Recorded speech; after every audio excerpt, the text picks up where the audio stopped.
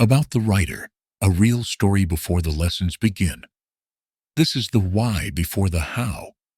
There was a time when I believed that if you worked hard, stayed honest, and kept your head down, money would eventually show up. It didn't.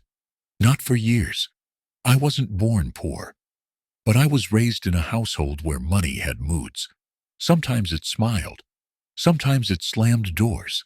Sometimes it disappeared without explanation. But it was in my 20s that I truly understood what it meant to be broke. Not the poetic kind. Not the college student eating Maggie broke. I'm talking about the kind of broke that bruises your identity. I had just failed in a business I had poured my soul into. One that had borrowed not just money, but reputation to trust and belief. Every investor, every friend who lent me money, every family member who said, "We're with you." I carried them all like weights around my neck. When the business collapsed, so did I. I spent weeks pretending everything was fine. I mastered the art of smiling during breakdowns. I became a professional liar, not to hurt people, but to protect them from my truth. There were days I didn't answer phone calls because I owed too many people too many things: money, explanations, apologies. There were nights I'd scroll through motivational quotes, hoping one of them would fix my bank account. It never worked. Do you know what rock bottom smells like?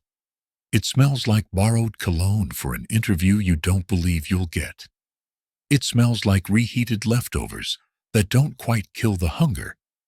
It smells like your own sweat. After walking instead of taking a bus. To save 10 rupees.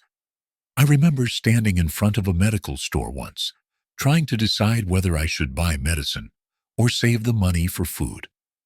That moment broke something inside me. That's when I stopped dreaming of being rich. I just wanted to be free. Free from guilt. Free from panic attacks every time my phone rang. Free from this invisible war between survival and self-respect. And I realized something nobody had told me. Money isn't just about lifestyle. It's about life. Without it, your voice gets quieter, your dreams get smaller, your choices vanish. But no one teaches you this in school. No one tells you how money works emotionally.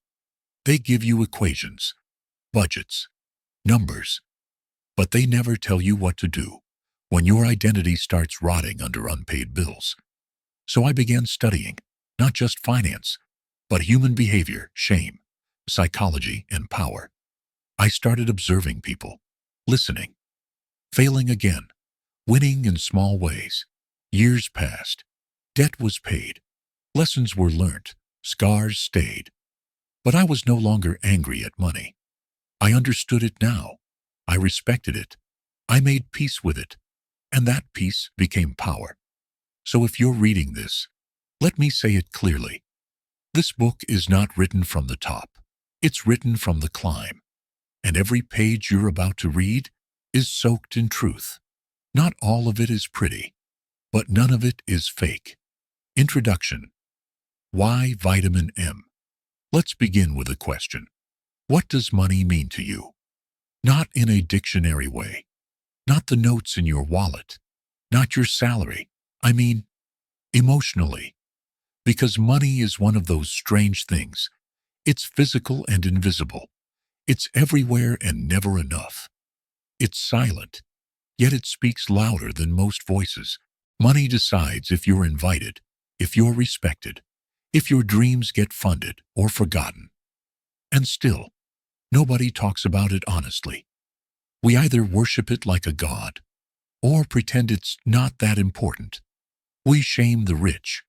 We ignore the poor. And we never admit the truth. Money is as essential as oxygen in this world. But unlike oxygen, you can't just breathe it in. You have to earn it, manage it, protect it, and now let it destroy you. That's why this book is called Vitamin M. Because for most of us, money is not a luxury. It's a missing nutrient. The lack of it weakens us, spiritually, emotionally, socially. This book is not about getting rich quick. It's not financial clickbait. It's not about flipping coins or stocks or selling dreams on the internet. This book is about truth and strategy and healing. It's about understanding what money does to your mind, your relationships, your time, and your power. It's divided into 12 key chapters, and each chapter is like a dose, a capsule, a small injection of reality, reflection, and recovery. Each chapter has 2 sections. Section A, raw stories, emotions, and truths about money. Things we whisper but never say out loud. Section B, the practical, psychological, or philosophical insight behind that story and how you can apply it. It's part memoir, part guide, part confession. And if you read it with an open mind, you might just find that your money story was never just about money. It was about worth, about power, and about that one thing no one can take from you once you own it, self-trust. Chapter 1. The first scar is always financial, because your first lesson in money is never taught, it's felt. Section A. The day the ATM laughed at me. I remember the exact moment money betrayed me. Not like a villain in a movie. Loud, obvious, dramatic. This betrayal was quiet, clinical, cold. It was a humid evening, and I had 742 rupees left in my bank account. My rent was overdue. My phone bill was blinking red alerts, and my mind was a war zone of math equations and mental negotiations. I walked into an ATM booth, hoping to take out 500 rupees. I punched in my PIN like I was defusing a bomb. The screen blinked. Processing. Then, transaction failed. Insufficient funds. I blinked back. Tried again. This time for 400 rupees. Then 300 rupees. Then 200 rupees. Each time the machine spat out the same cold message. Like a bouncer outside a club I used to be allowed into. Transaction failed. Transaction failed. Transaction failed. That was the day I realized something no school, no textbook, no TED Talk had told me. Money doesn't just buy things. It buys dignity. When you don't have it, the world speaks to you differently. You're not treated badly. You're just not seen. That day I walked out of the ATM booth, not just broke, but broken. I wasn't poor in currency. I was poor in options. My self-worth on sale. My dreams on hold. My voice on mute. But here's the thing no one warns you about. When money disappears, silence takes its place. You stop talking. Not because you've got nothing to say, but because your words now come with a price tag. I remember sitting in a cab once, calculating if canceling the ride would save me enough to eat dinner. I remember saying no to social plans, not because I was busy, but because I couldn't afford the Uber or the guilt of showing up and pretending everything was fine. I remember lying to my parents saying, "Yeah, work's going great." It wasn't. Every smile cost me effort. Every "I'm fine" was an overdraft on my emotional bank. And that's when the real lesson began. I used to think money was paper. Now I know. It's pressure. It's the difference between asking and begging, between surviving and shrinking, between who you are and who you're forced to become. My first scar wasn't physical. It was financial. And it didn't show on my body. It showed in my silence. But that silence taught me everything I needed to know to start fighting back. That day in front of the ATM, that was the first time I promised myself I never want to feel powerless again. And I meant it. Why financial trauma is real, and why nobody talks about it. Let's talk about a wound that no doctor treats, one that doesn't bleed, but bleeds you dry. Financial trauma is real, but no one talks about it, because it wears a disguise. It doesn't look like pain. It looks like silence. Avoidance. Panic over simple things. See, when you lose money, or worse, your financial stability, you don't just lose rupees, you lose safety. And when your sense of safety gets hijacked, your entire system flips. The science behind being broke. When you're under financial stress, your brain isn't just stressed, it's rewired. Studies show that financial insecurity reduces cognitive function by up to 13 IQ points. That's like trying to solve life's problems with a fog machine between your ears. You're not stupid. You're stuck in survival mode. You're not lazy. You're just emotionally exhausted from playing chess with every decision. Can I afford this? What if an emergency comes up? Will I make it till month end? And here's the painful truth. Money trauma often starts early. Maybe you grew up watching your parents fight over bills. Maybe you learned to equate love with gifts. Maybe you got mocked for wearing cheap shoes in school. Maybe you heard, "We can't afford that," more than you heard, "I'm proud of you." All of that becomes your financial DNA. Your spending, your saving, your shame. 5 silent symptoms of financial trauma. Let's decode the quiet signs. 1. You feel guilt even when you can afford something. You hesitate before buying something for yourself, even if you've earned it. Because somewhere deep down, you've attached joy to guilt. 2. You undercharge, undersell, or never ask for what you deserve. Imposter syndrome is loud, but broke confidence is louder. 3. You either obsess over money or avoid it altogether. Spreadsheets for every paisa, or zero budgeting, zero checking. Both are trauma responses. 4. You compare your worth to people's lifestyle. Instagram becomes your mirror, and every scroll dents your identity. 5. You say, "I'm bad with money," like it's a fact. It's not. It's a script someone else handed you. You're allowed to rewrite it. How to start healing? Here's the hopeful part. Trauma is not a full stop. It's a comma. You can pause, breathe, begin again. 1. Start with micro wins. Saved 100 rupees? That's a win. Resisted impulse shopping? No, win. Looked at your bank statement without flinching? Major win. 2. Change your money vocabulary. Stop saying, "I'm broke." Start saying, "I'm building." Stop saying, "I can't afford it." Start saying, "It's not a priority right now." Language rewires belief. 3. Don't heal alone. Money shame thrives in secrecy. Share your story. Ask questions. Find someone you trust and say the scariest words. "I'm not okay with money." Watch how that truth opens doors. Final thought. Your first financial scar wasn't about numbers.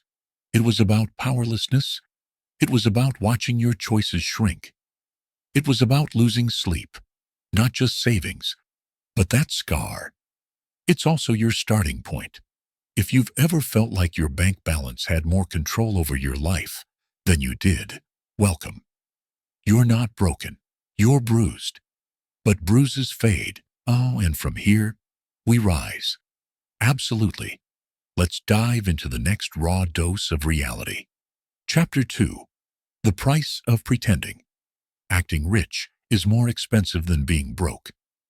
Louis Vuitton. Lies and EMI egos. There was a guy I once knew. Let's call him Arjun. He wore crisp blazers in 40-degree heat, drove a car he didn't own, lived in an apartment that looked like it belonged to an influencer.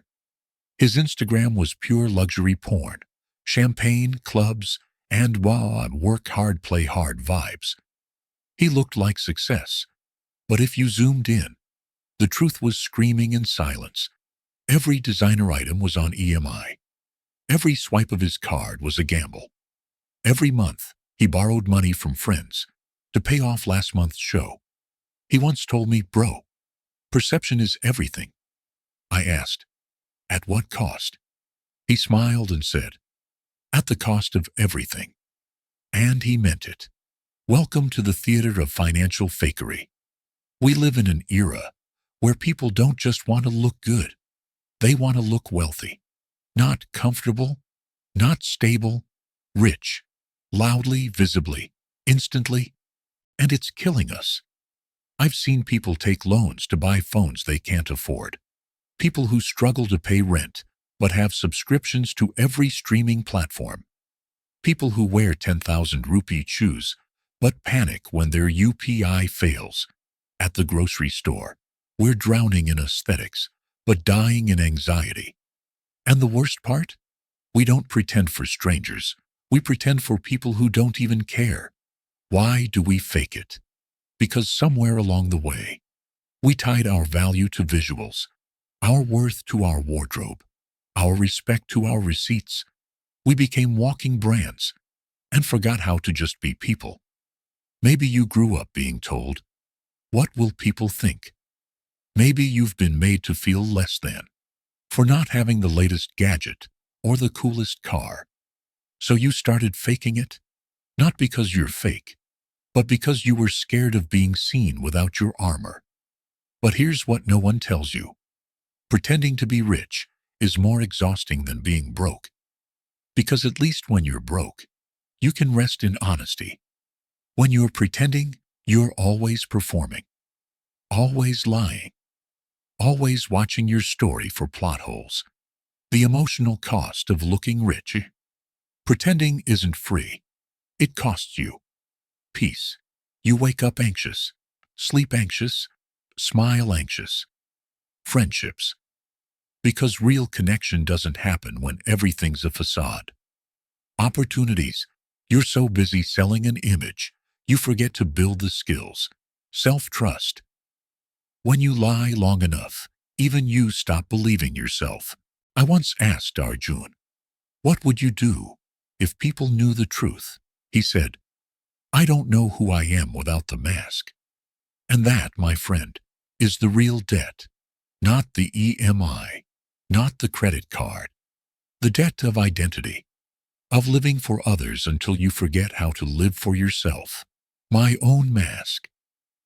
I won't lie. I've worn the mask too. Tried to dress louder than my bank balance. Tried to impress people who didn't even remember my name. There was a time when I'd go to meetings in polished shoes with holes in my socks. Because God forbid someone saw the real me. But here's what I learned. The people worth impressing don't need to be impressed. They need your realness, not your resume. Your depth, not your dress code. So if you're faking it right now, let me say this gently. You're not alone, but you are tired. And you don't have to keep living on the edge of exposure. There is power in saying, "This is where I am." It's not pretty, but it's true. Because that truth, it can't be repossessed. It can't go out of style. It can't be maxed out. The psychology of pretending, and how to stop. There's a strange contradiction most of us live with. We're trying to look successful, so we can feel successful. But in chasing the appearance, we lose the essence. Why do we do this? Why do we exhaust ourselves trying to look richer, smarter, more together than we are? Let's unpack the psychology. 1. Survival. In a status-driven world, humans are tribal. And in a tribe, your status decides your survival. It's ancient wiring.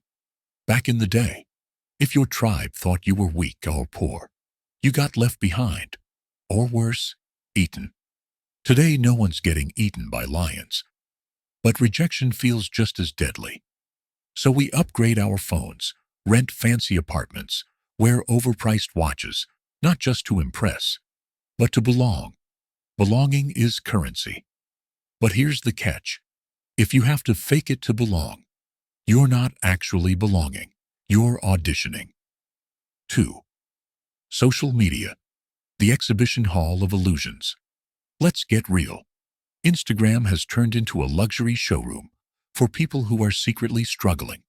Filtered faces, rented vacations, loan-funded lifestyles, and comparison. It's no longer a thief of joy. It's an identity scammer. You see someone else's highlight reel and think your reality is broken. So what do?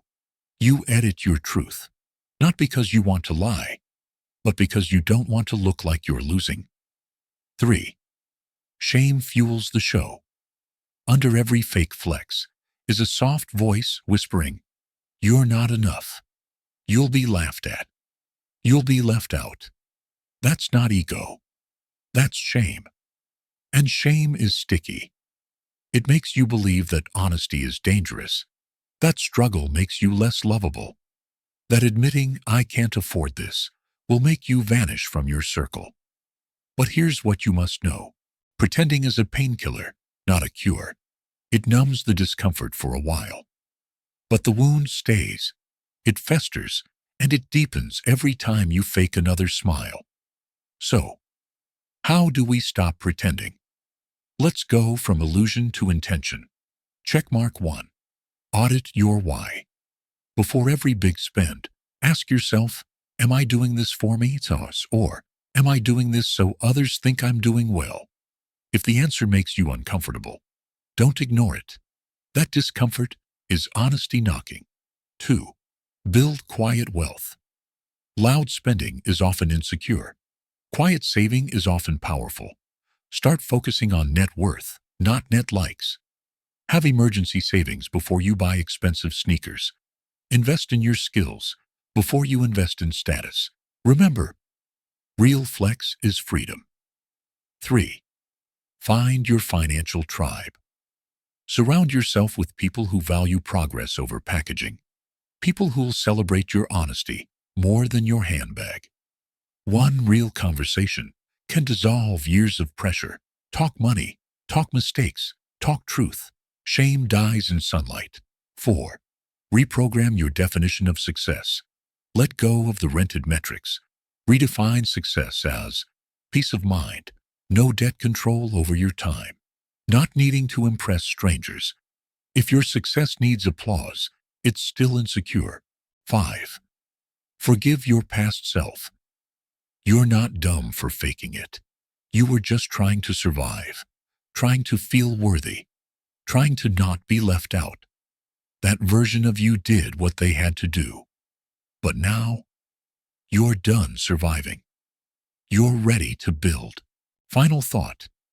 In a world full of masks, authenticity is rebellion. Choosing honesty over hype is not weakness, it's strength. Because the truth, it compounds.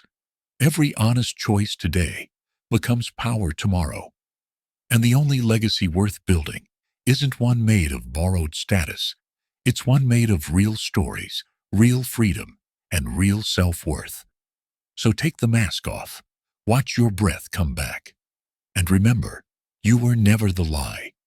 You were just tired of being unseen. Chapter 3. Inheritance of silence. Some of us inherited land. Others inherited fear. What we don't talk about at the dinner table. When I was younger, money didn't feel like a subject. It felt like a secret, something that existed in the air, but never in the conversation. We talked about school. We talked about politics.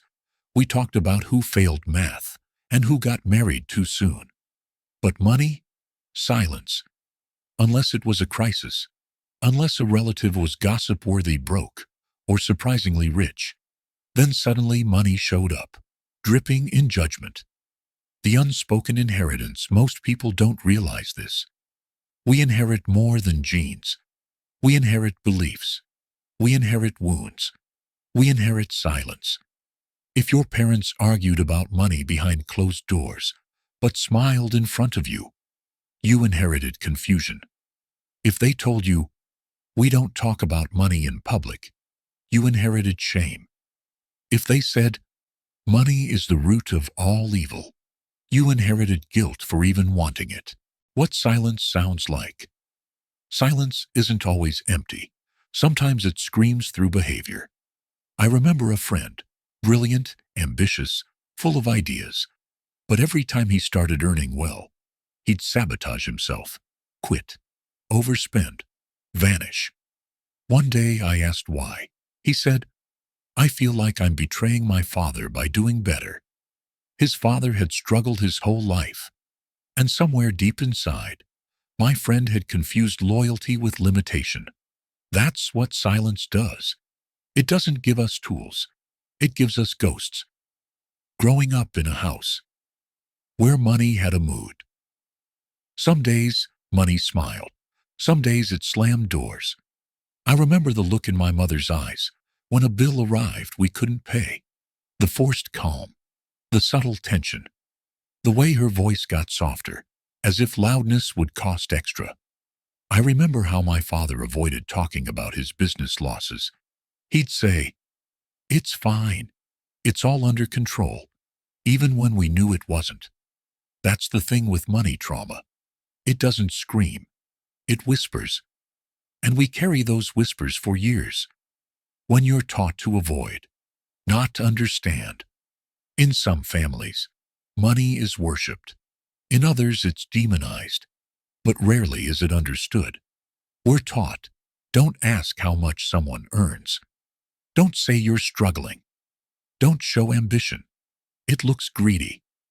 What this creates is a whole generation of adults who don't know how to negotiate, feel guilty asking for a raise, avoid looking at their bank statements, think dad is a personal failure instead of a system trap. We were taught to survive, not to thrive. When you start earning, but still feel poor. Here's a hard truth. Just because you start making money doesn't mean your money story is healed. Some of us make six figures and still panic before checking our balance. Why? Because money isn't just numbers, it's narrative. And if your narrative was, "There's never enough," or "I'm bad with money," then no income will ever feel like safety. The guilt of earning more than your parents.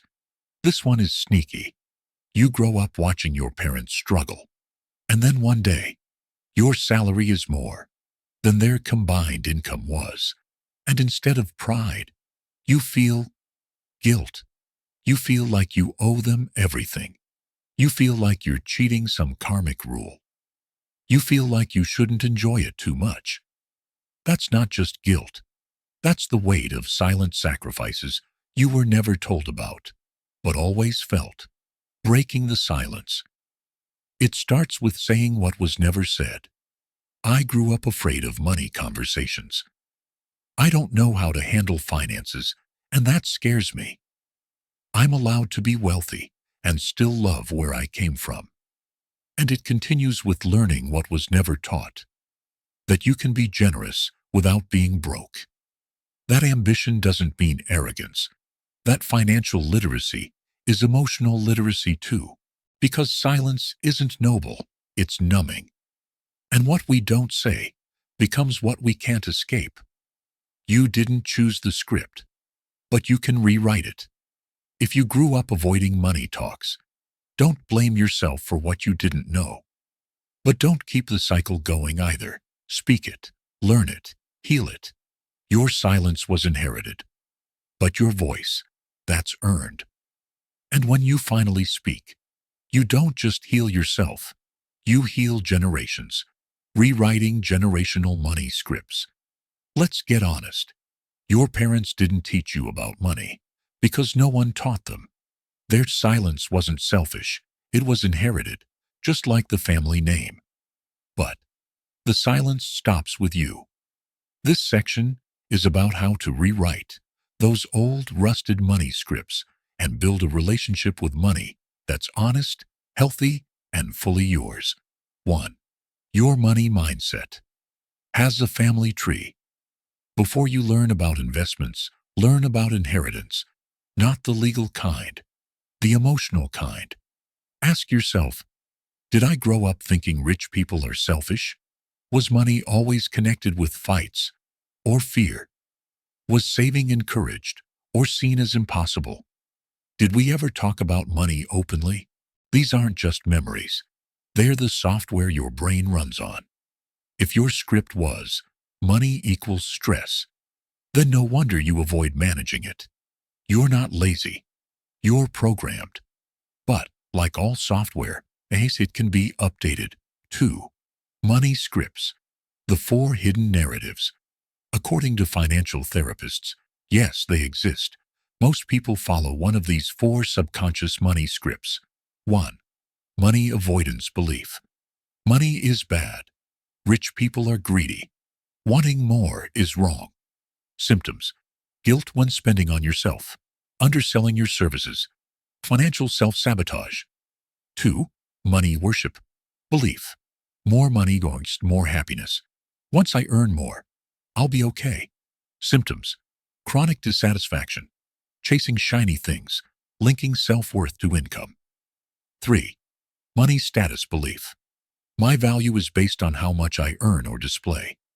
Symptoms: compulsive spending, living above your means, needing validation through stuff.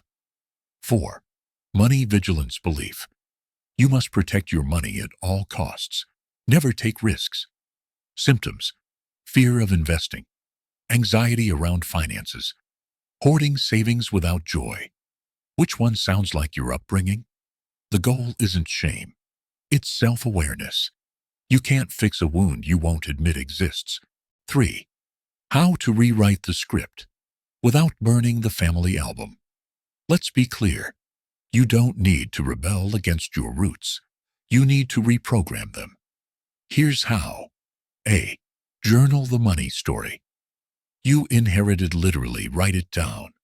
What were the first lessons you got about money? Who handled money in your home? What emotions did money bring into the room? This turns fog into clarity. B. Write your own money values. Now write the money story you want to live. Examples: I can be generous without being broke. I am allowed to want wealth and peace. Money is not dirty.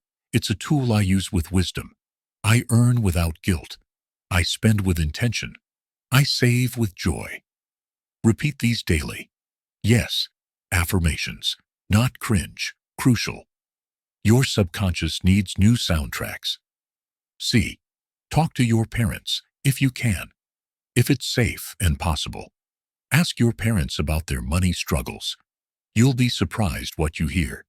You might find out your father worked 2 jobs so you wouldn't notice the shortage. Your mother skipped her dreams so you could have yours. They weren't hiding wealth, they were hiding wounds. This changes blame into compassion. And compassion is freedom. D. Start the conversations you never got. With your siblings, your friends, your kids, your partner. Talk about financial goals, budget failures, debt-saving plans, emotional triggers. Normalize it. Make money a subject, not a secret. 4. Healing is a generational investment. Here's the most underrated form of generational wealth: emotional literacy around money.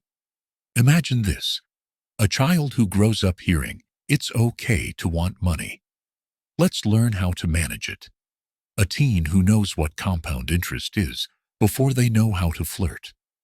A family dinner where you talk about investing, budgeting, debt, and no one feels ashamed. That's the real inheritance. Not gold, not property, clarity, confidence, conversation. Final thought: you are the upgrade. You were handed silence. You're choosing sound. You were given wounds. You're building wisdom. You were taught survival. You're choosing strategy. So, if it feels hard, heavy, or even lonely, good. You're breaking a pattern. And that kind of healing, it echoes forward. Chapter 4. When money becomes a third person in your relationship. It started with why. Then came the EMI. Love, trust, and the invisible invoice. They say love is all you need. Cute, romantic, Instagrammable. But also delusional. Because in the real world, love might be the foundation. But money is the plumbing. If the pipes leak, everything gets wet. The first time I thought about money in a relationship, it wasn't about a big amount. It wasn't about who paid the bill or whose turn it was. It was a subtle shift, a tone change, a pause. That sharp silence that says, this means more than the words we're using. We were discussing a trip. I said, let's keep it simple this time. She said, why do you always act broke? Boom. That line didn't hit my wallet. It hit my identity, because I wasn't trying to be cheap. I was trying to be responsible. But she didn't know the ghosts I was carrying from past debt. She didn't know money gave me panic, not pleasure. That's when I realized we weren't just two people in love. There was a third person in the room. Money. And it had trust issues. Love, languages versus credit limits. You know the 5 love languages? Words of affirmation, acts of service, receiving gifts, quality time, physical touch. Let me introduce the 6th one. Financial compatibility. It's the one no one talks about until it's too late, because one person's investment is another's impulse. One thinks saving is romantic. The other calls it boring. One grew up with YOLO, the other with EMI. And suddenly, you're not fighting about money. You're fighting about meaning. Who pays? Who plans? Who panics? Modern love looks equal. Until the bill arrives. Let's be real. A guy paying doesn't always feel proud. Sometimes he feels pressured. A woman earning more doesn't always feel empowered. Sometimes she feels she has to shrink. 50-50 sounds fair, until it's 50% of very different incomes. Money is not just math. It's a mirror. It reflects fears, ego, baggage, and beliefs. And if you don't talk about it, it'll talk for you loudly. Money brings out the version of you that you hide. In love, we show our best selves. But money brings out the parts we bury. The saver who turns into a control freak. The spender who masks insecurity with treat yourself. The partner who can't say no to family loans. The one who thinks buying gifts equals proving love. We don't need therapy because of money. We need therapy to handle money. The little things that turn into resentment. Ever split rent unevenly? Covered a partner's bill and never got it back? Lent money and got excuses instead? It starts small. But over time, love starts to feel like an invoice. Generosity starts to feel like manipulation. I did this for you turns into, you owe me. Money doesn't ruin relationships. Avoiding conversations about it does. The dangerous fantasy of, they'll figure it out. Many of us avoid talking about money in love because we think it's too soon. It's too awkward. It'll ruin the vibe. They'll just know what to do. But here's the truth. They won't. No one's a mind reader. If your partner grew up in a house where money was power, and you grew up where money was panic, you're not on the same page. You're not even in the same genre. Love doesn't fix financial trauma, but honesty might. Questions every couple should ask, but don't. Before buying a house or planning a honeymoon, ask these. What's your relationship with money? What was money like growing up? Do you believe in joint accounts? What's your take on debt? If one of us earns more, how should we split things? Do you believe in loans to family or friends? What's your dream financial life? Sound intense? Maybe. But not as intense as a breakup over credit card bills. When love feels unequal. Because of money. This one's painful. One person has more options, more savings, more backup. The other person feels small. Not because they're insecure, but because capitalism doesn't believe in emotional equality. It takes maturity to say, I don't need your money, but I need your understanding. And even more maturity to say, I won't use my money as leverage, ever. Relationships are not transactions, but money brings in math. So you better balance the equation, or one of you will always feel like a burden. Building a relationship budget. Not just about numbers. Every couple needs A shared vision. What are we building? Boundaries. What's mine, yours, and ours? A rainy day plan. Not every storm is romantic. Emotional check-ins. Money changes. So do we. Think of it like Google Maps. You need a destination, a route, and enough fuel. Without that, you're just two people in a car, arguing about directions. Final word. The third person doesn't have to win. Money will always be a third person in love, but it doesn't have to be the enemy. With the right conversations, it can become the assistant who helps you plan a future, the tool that buys you time, not tension, the ally that makes your partnership stronger, not shakier. Because when love and money are in sync, it's not just romantic, it's revolutionary. How to build financial intimacy without killing the vibe. Love is soft, money is sharp, but when done right, they don't have to cut each other. They can carve something beautiful. Let's talk how. 1. Make financial intimacy as normal as physical intimacy. People will share their bodies before they share their bank balances. Wild, right? We'll say, I love you, before I'm 3 lakh rupees in debt. We'll plan vacations before we plan budgets. We'll move in together before we move past our shame. Let's change that. Financial intimacy is this: being honest about what you earn. Oh, save and spend. Sharing not just how much, but how you feel about it. Being seen in your financial vulnerability. And still feeling loved. If that sounds scary, good. That means it's real. 2. Create a safe space for the money talk. Don't drop money bombs randomly. Like, you really spent that much on shoes? That's not a conversation. That's a sneak attack. Instead, schedule money talks. Yup. Like a monthly relationship budget check-in. Name it something fun like Wealth and Chill, Finance and Feelings Friday, Net Worth Netflix Night. Okay, maybe skip Netflix. Set the vibe. No blame, no judgment. Just curiosity and planning. 3. Define the money zones. Yours, mine, ours. This is one of the best tools for couples, especially in long-term or live-in relationships. Create 3 mental or literal buckets. Yours, your personal funds. For guilt-free spending, freedom. Mine, your partner's personal funds. Same deal. Ours, shared expenses, rent, groceries, Netflix, dog food, that sushi date. This avoids micromanaging. You both get autonomy and transparency. And no one's arguing about that in 299 rupee impulse buy. 4.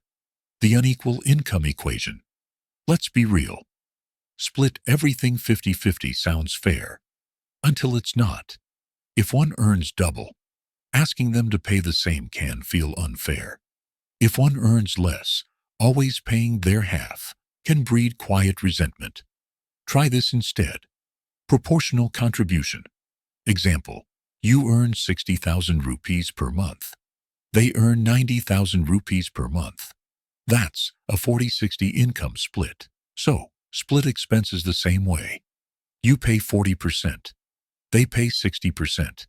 It's not about who's more generous.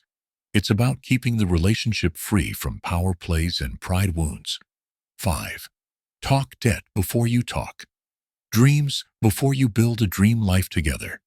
Be honest about the weights you're carrying. Ask each other, do you have any loans or credit card dues? What's your plan to pay them off? Do you want help or space? Debt isn't a red flag. Hiding it is. You don't have to solve their debt for them. But you should know what storm you might walk into. 6. Align on financial goals. Like you. Align on life goals. Talk about, do we want to buy or rent? How do we feel about kids and the cost of raising them? Are we saving for a trip, a business, or a down payment? Do we believe in early retirement or living for today? What does financial freedom look like for us? Money goals, our love goals in disguise. They shape your lifestyle, your peace, your time together. So stop whispering about money like it's taboo. Start talking about it like you talk about travel or wedding plans. 7. Watch out for financial red flags. Some things are cute until they're not. I don't know where my money goes. I always buy now. Figure it out later. My ex used to pay for everything. I deserve this every third day. Don't worry, I'll handle it later.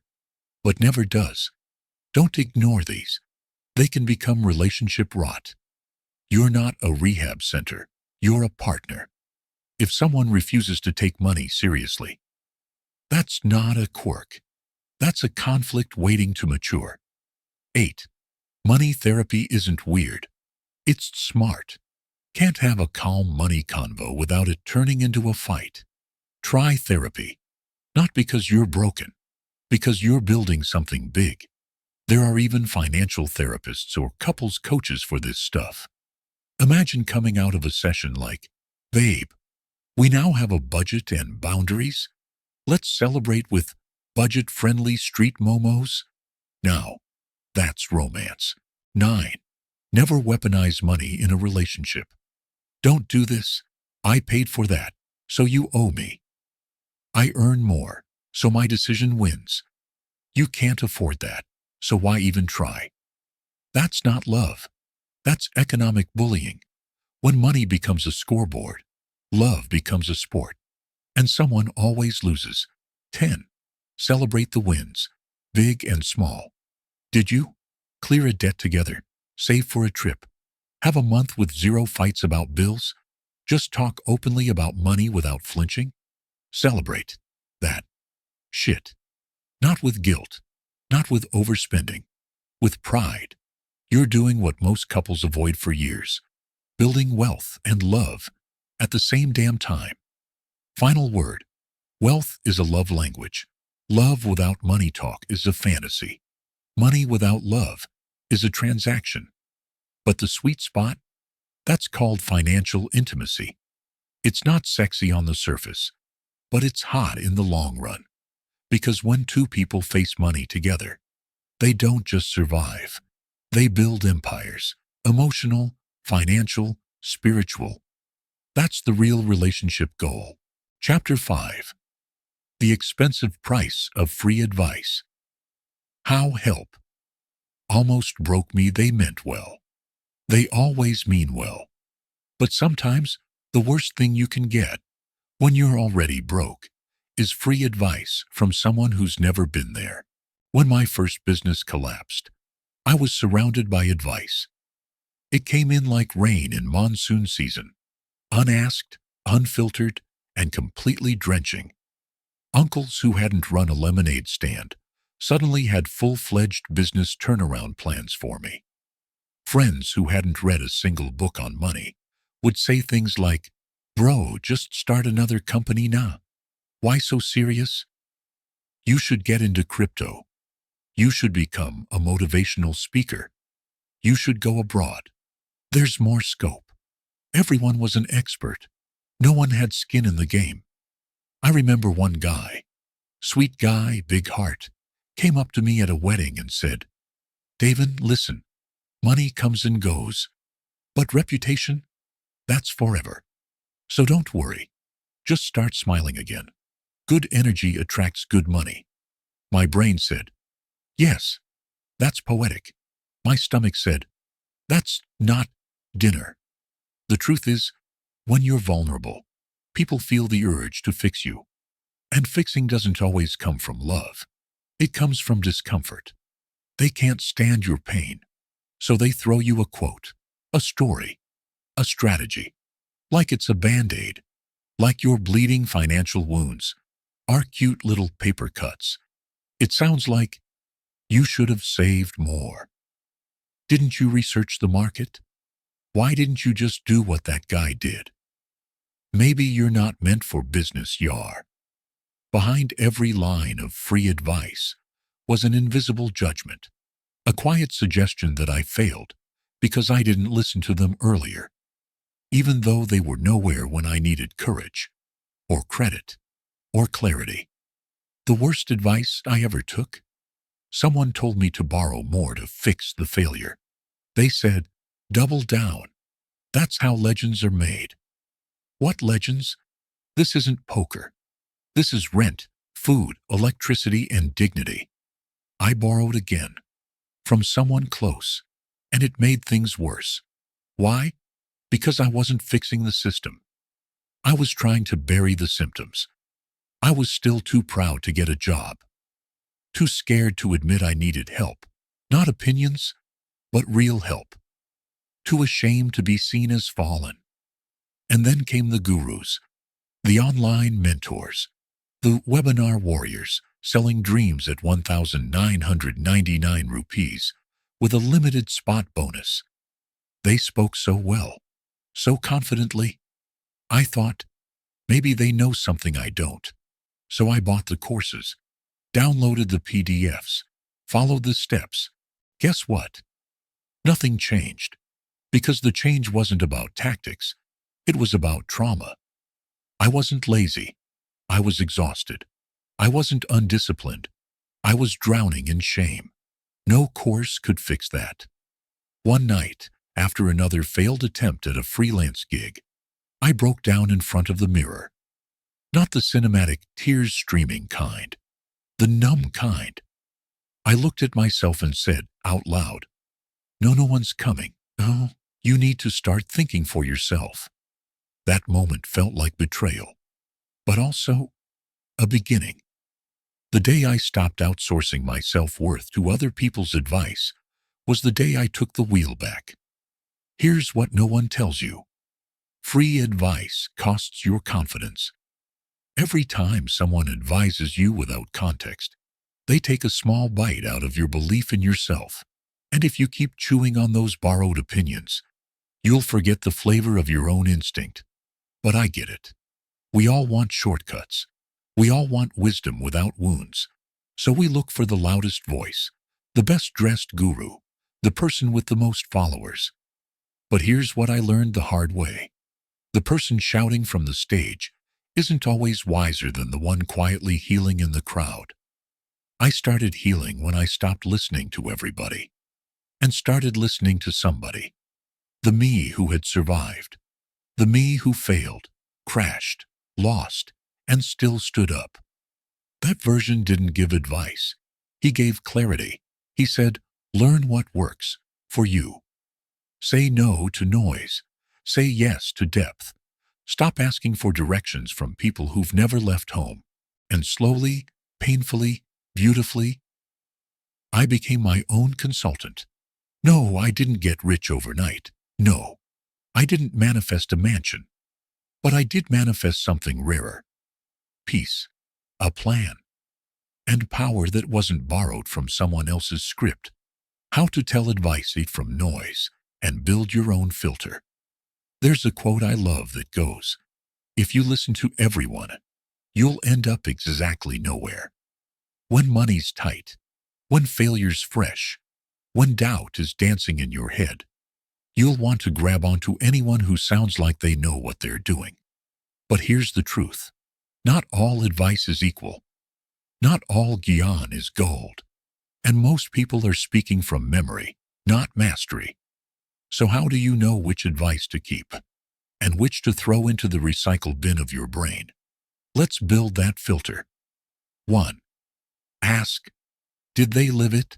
Simple rule. Don't take swimming lessons from someone who's never been in deep water. Is the person giving you advice actually experienced in your situation? Or are they imagining what they'd do if they were you? There's a massive difference between wisdom and opinion. Wisdom is earned. Opinion is free. Wisdom is specific. Opinion is loud.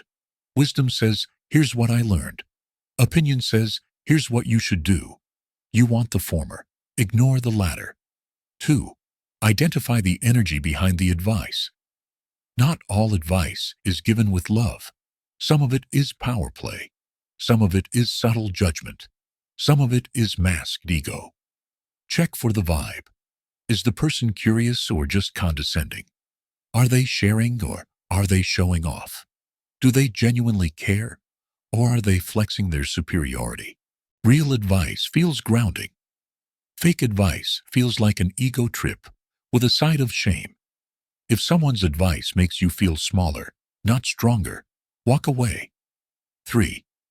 Ask yourself, is this aligned with my values? Let's say someone tells you, forget passion, just chase the money. Marry rich, problem solved. Go viral, nothing else matters. Take the shortcut. Everyone's doing it. Now, that might work for them. But do you believe in that? Because what good is advice that leads you to a version of success you can't sleep with at night? If the advice conflicts with your core values, your integrity, your long-term vision, your gut feeling, it's not for you. Even if it works, even if it sounds smart, even if 10 people clap. 4. Look for patterned wisdom, not random opinions. One person says, take risks. Another says, play it safe. A third one says, quit your job and follow your passion. Chaos. The smart move? Don't chase isolated voices. Look for patterns. If 7 out of 10 successful people in your field say, learn the craft deeply before scaling it, pay attention. If you hear the same principle from people across different industries, listen closer. One viral reel isn't truth. Consistent wisdom across different lives. Now that's something. 5. Test it before you swallow it whole. Treat every piece of advice like a product you test before buying. Does it make sense in your current life stage? Can you apply it in small doses before fully committing? Can you ask someone else who's tried it how it worked out? You wouldn't eat a full dish without knowing the ingredients, right? Same with advice. Taste it. Don't inhale it. 6. Advice that empowers you is rare. Hold on to it. Here's the kind of advice that changed my life. There's no shame in starting again. You're not late. You're just early in the next chapter. Your self-worth is not your net worth. You're allowed to evolve. That kind of advice, that's not just practical, it's emotional nutrition. It makes you stronger without making you dependent. That's the real deal. 7. Learn to say, thanks, but no thanks. The most powerful sentence in your personal development toolkit is, thank you for sharing. I'll reflect on it. It's polite, thus it keeps peace. But it also reclaims your power. You don't owe anyone your obedience just because they gave you input. Not your uncle, not your bestie, not your Twitter mutual stowie with 70,000 followers. You're allowed to listen and not absorb. You're allowed to walk away without guilt. 8. Build your personal inner board of directors. Here's a cool trick I use. Imagine you have an internal boardroom. Seats are reserved for voices that matter. Who gets a chair? Someone who's lived what you're trying to live. Someone who listens before they speak. Someone who's got nothing to gain by fixing you. Someone who makes you feel more capable, not more confused. These are your core mentors, even if you've never met them in real life.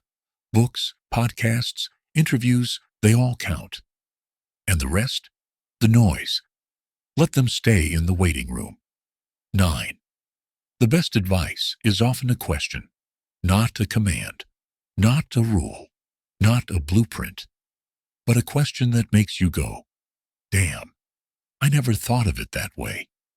Advice like, what would you do if you weren't scared? Are you running towards somethings or just away from something?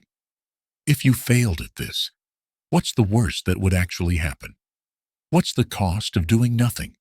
Those are the gems. Because they don't give you answers. They unlock your own. 10. Your inner compass. Outer commentary. Look, advice is everywhere. Instagram posts, YouTube reels, billionaire habits threads, motivational speeches with dramatic piano in the background. But the person who has to live with the consequences is you. So the final step, after you've listened, reflected, filtered, and tested, ask yourself, does this feel right to me? That answer? That's your compass. That's your currency. And over time, you'll trust it more than any guru, books, or passing expert.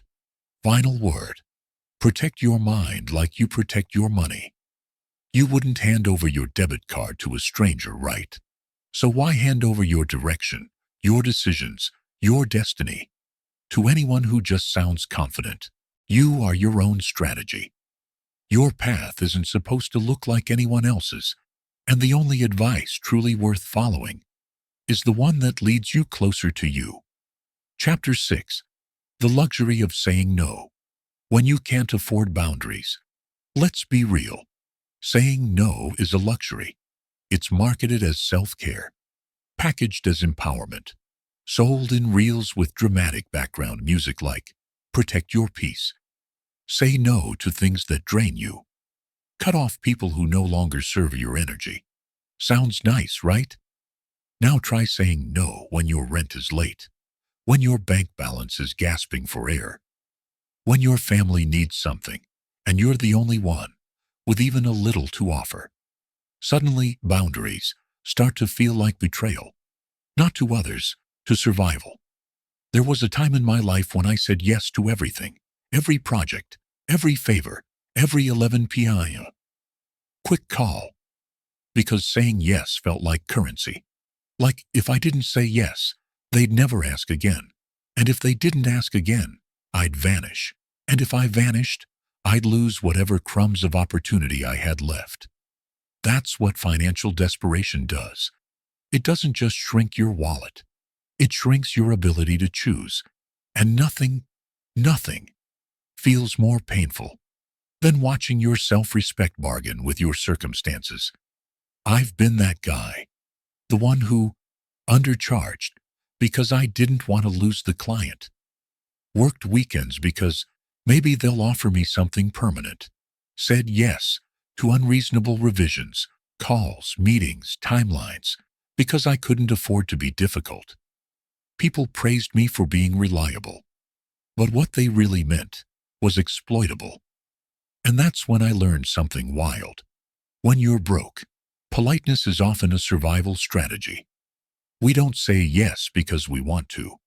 We say yes because we're scared of what happens if we don't. It's not just clients, it's personal too. Family events where you show up, even when you're exhausted. Because if you don't, they'll say you've changed. Friends who keep borrowing money with a smile, and you keep giving. Because guilt is louder than logic. Random people who ask for your time, your energy, your emotional labor. And you say yes, because saying no would make you feel selfish. But the truth, every yes you give out of fear is a silent no to yourself. One night I broke. I was working on a project I hated, for a client who disrespected deadlines, tone, and my humanity. Why was I still doing it? Because I needed the invoice cleared to pay for something basic. I think it was electricity. At 3 a.m., sleep-deprived and dead-eyed, I whispered something I'd never said before. I don't want to live like this. That moment wasn't dramatic. It was quiet. But it changed everything. Because it wasn't a wish. It was a decision. Slowly, painfully, I began to reclaim my number. Not fully, not with ego, but with precision. I started doing the math. How much energy was I spending versus what I was earning? Was this yes actually moving me forward, or just keeping me busy? Would this person, client, friend, respect me more, or just expect more? And I made a list, literally, of what I no longer do. I don't underprice just to feel useful. I don't take calls during meals. I don't do urgent work unless it pays like an emergency. I don't lend money out of guilt. I don't explain myself to people who only listen to reply. Each no felt like a small revolution. But here's the twist. You can't just say no. You have to design for it. If you don't build a system that supports your no, it'll collapse under your yes. So I created emergency funds, so I wasn't always one invoice away from panic. Time blocks, so I could protect my creativity like it was a meeting with God. Response templates that said no without apology. Better clients, because I learned how to attract instead of chase. No didn't just happen. It was engineered, and that engineering gave me breathing room. I learned this too. The world respects people who respect their time, but it only learns to respect you when you teach it how. The first time you say no, it feels like a fight. The 10th time, it feels like freedom. The 100th time, it feels like alignment. But let's be honest, you may not be at that stage yet. You might be reading this thinking, nice idea, bro. I can't even afford to say no to a 500 rupee gig. I get it. So here's what I'll tell you. You may not be able to say no to everything, but start by saying no to just one thing that drains you. One energy vampire, one low-value client, one internal voice that says, you're only as good as your last gig. That one no will open the door to more, and eventually you'll stop reacting like an employee of the world and start responding like the CEO of your life. Building boundaries without burning bridges. Let's face it, money problems are boundary problems in disguise. People think managing money is just about saving and investing, but underneath that spreadsheet is a soul struggling to say, this is my line, you don't cross it. When we talk about boundaries, we often think of dramatic exits, quitting jobs, cutting people off, walking away. But real boundaries? They're not loud. They're consistent. They don't require drama. They require clarity. Let's explore the emotional architecture of building boundaries, especially when you still need the income, the connections, or the safety net. Step 1. Understand the emotional cost of yes. Every time you say yes, out of fear, guilt, or desperation, you're borrowing from future energy. Think of it like this: saying yes to underpaid work, saying no to future high-paying opportunities, saying yes to toxic clients, saying no to peace of mind and creative space, saying yes to everything, so saying no to yourself. So start treating your time and energy as non-refundable currency. If you wouldn't spend 5,000 rupees on something useless, don't spend 5 hours on something that leaves you mentally bankrupt. Ask yourself before any commitment, if this didn't pay anything, would I still say yes? Am I saying yes because I want to, or because I'm scared to say no? What would a self-respecting version of me decide? Awareness is the gatekeeper. Boundaries walk through that gate. Step 2. Make micro no's before major ones. You don't have to start by rejecting massive projects or walking out of your job. Begin small. Train the muscle. Examples. Hey, can we reschedule this call? Instead of saying yes to the wrong time, I won't be able to revise this again without an additional fee. Let me check my schedule and get back to you. Buys you space to say no later. I don't take calls after 7 p.m. anymore. These are boundary reps. The more you flex them, the stronger your self-trust becomes. Step 3. Create pre-decided no zones. Make rules for yourself, not just for others. Think of them as your personal policy manual, like a company. For example, I don't do calls on Sundays. I don't start any project below rupees X. I don't check work emails after 8 p.m. I don't lend more than rupees X unless I've already budgeted it as a gift. When it's a rule, it's not personal. When it's a rule, guilt doesn't get to negotiate. You're not rejecting the person. You're honoring the system. Step 4. Use the power of the yes-no sandwich. This is a great tool when you're scared, that saying no will burn bridges. Start with a positive. Acknowledge the opportunity or person. Deliver the no clearly without apology. End with generosity. Offer something else, a referral, a timeline, a thank you. Example: thank you so much for thinking of me for this project. Unfortunately, I'm unable to take it on at the moment due to bandwidth, but I'd love to stay in touch for future opportunities. You're not just closing the door, you're leaving a window open. Step 5. Rewire the guilt. Here's a mind-blowing truth. Guilt is not always a sign you're doing something wrong. Sometimes it's just a sign you're doing something new, especially if you grew up being the responsible one, the peacekeeper, the one who never says no. So here's a reminder you might need. Saying no doesn't make you selfish. Saying no doesn't make you ungrateful. Saying no doesn't make you difficult. It makes you clear. And clarity is a kindness to both you and them. Step 6. Build a buffer. Then build a backbone. Boundaries are easier to hold when you're not constantly fighting for financial air. So your first tactical goal should be build a buffer. This could be 1 to 2 months of living expenses in a separate account, or one high-paying client who gives you some breathing space, or a retainer model instead of one-time projects. The more stable your cash flow, the more confident your no becomes. Money can't buy happiness, but it can buy negotiation power. And with power comes the ability to protect your peace without apology. Final note: no is not rebellion. It's alignment. You're not being rude. You're being real. You're not burning bridges. You're building fences around your energy. You're not rejecting opportunity. You're refining it. Remember, saying no is not about arrogance. It's about deciding what gets a yes from the best version of you. Because you're not just managing time. You're managing trust in yourself, in your capacity, in your future. And the people who truly value you, they'll adjust, they'll respect it, and they'll come back, not because you were convenient, but because you were worth it.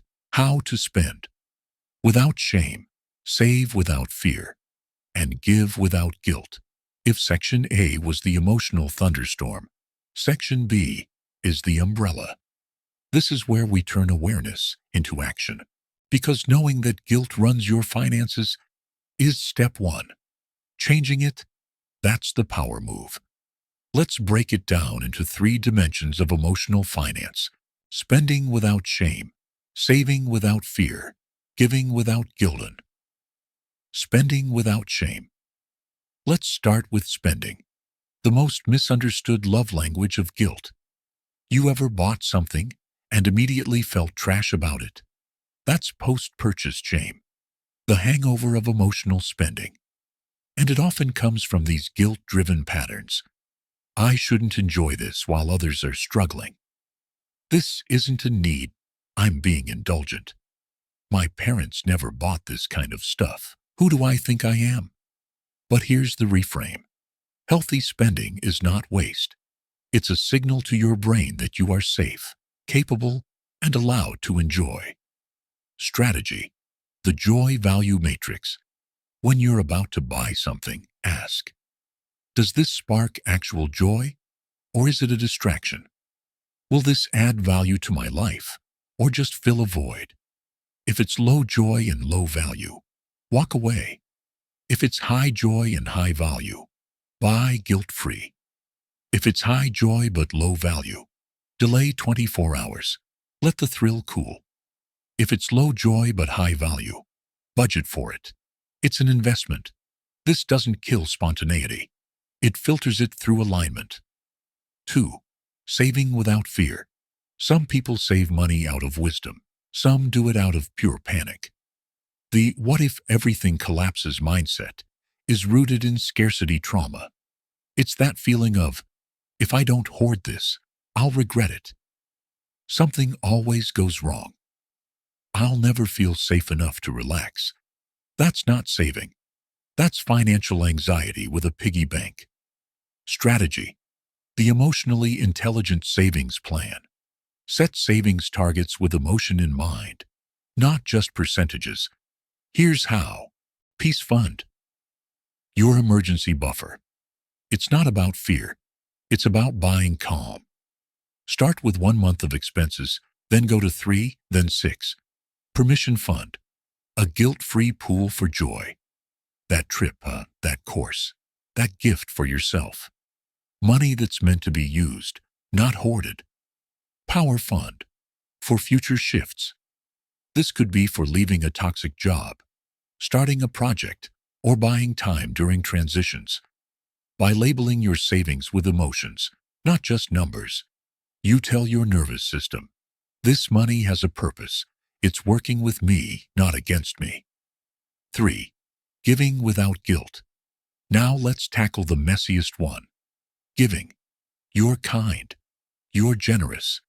But you've probably given from a place of obligation, not alignment. That leads to resentment, regret, and financial instability. Here's the truth. Giving should never create emotional debt on your end. Strategy: the guilt-free giving rulebook.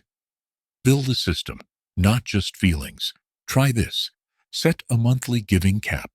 Just like you budget for rent, food, and data plans. Budget for giving. Let's say 5 to 10% of your income. Decide your zones: family, friends, causes. Pick your top 2 to 3 categories. This avoids random, guilt-driven giving. Pre-decide your no's. Write them down. Rehearse them. Make peace with them. Examples: I don't do recurring loans. I give once, not continuously. I only contribute when I'm financially in surplus. These aren't boundaries against people. They're boundaries for your peace. The inner work: rewriting guilt scripts. Our money habits are 90% emotional, 10% Excel sheet. So let's rewrite a few internal guilt scripts. Old script, new script. I have more, so I should give. I can give when it aligns, not when it hurts. They helped me once, so I owe them. Gratitude doesn't require self-sacrifice. If I say no, they'll hate me.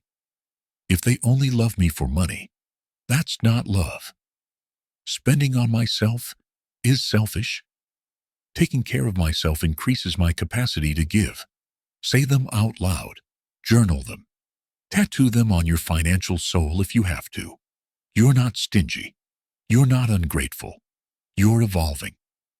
Final word: alignment over approval. In a world that teaches you to measure worth through sacrifice, saying no with love is revolutionary.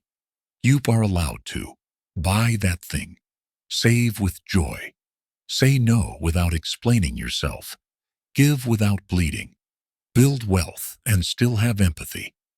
You're not here to be a martyr. You're here to build something sacred, with intention, not impulse. Because money should serve your values, not silence them. And guilt? Guilt can take a seat.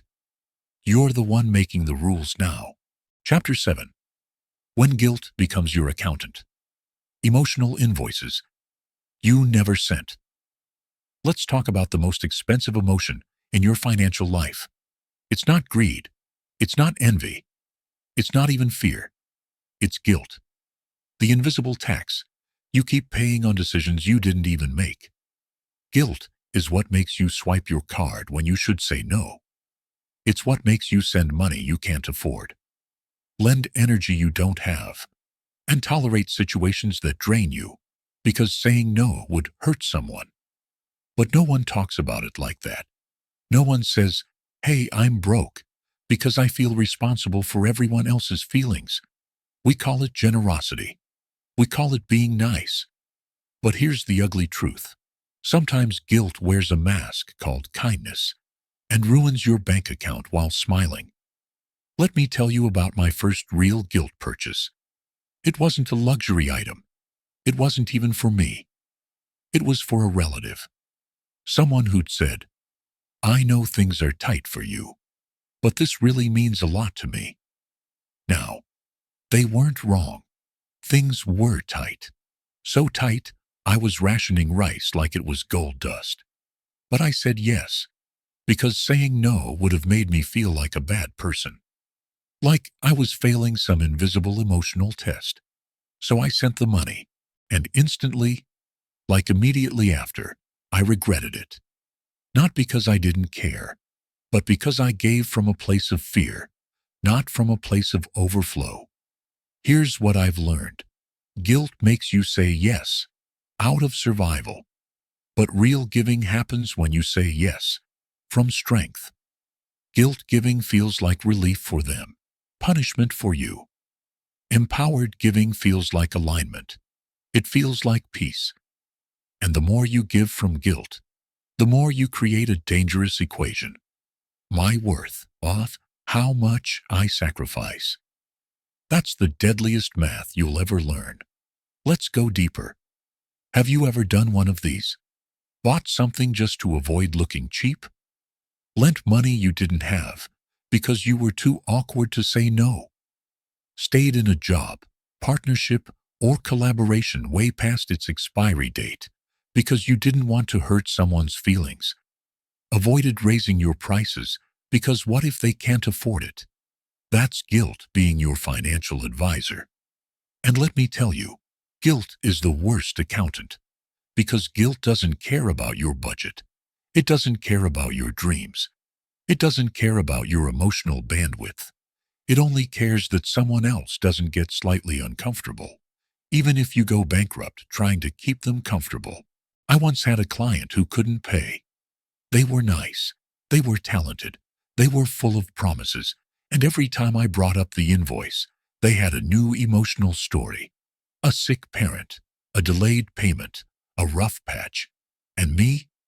I let it slide. Again and again. Until one day I realized I'm financing their peace of mind with my suffering. So I sent a final message. Kind. Firm, clear. And I detached from the outcome. That was the day I reclaimed something bigger than money. My emotional boundary. But guilt doesn't always come from others. Sometimes it's internal. Guilt because you're doing better than your siblings.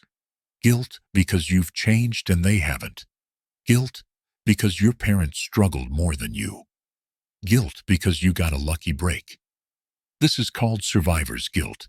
Yes, it applies to money too. It shows up in thoughts like, who am I to say no to this? I've got more than they do. They helped me once. Now, I owe them forever. If I don't help, no one else will.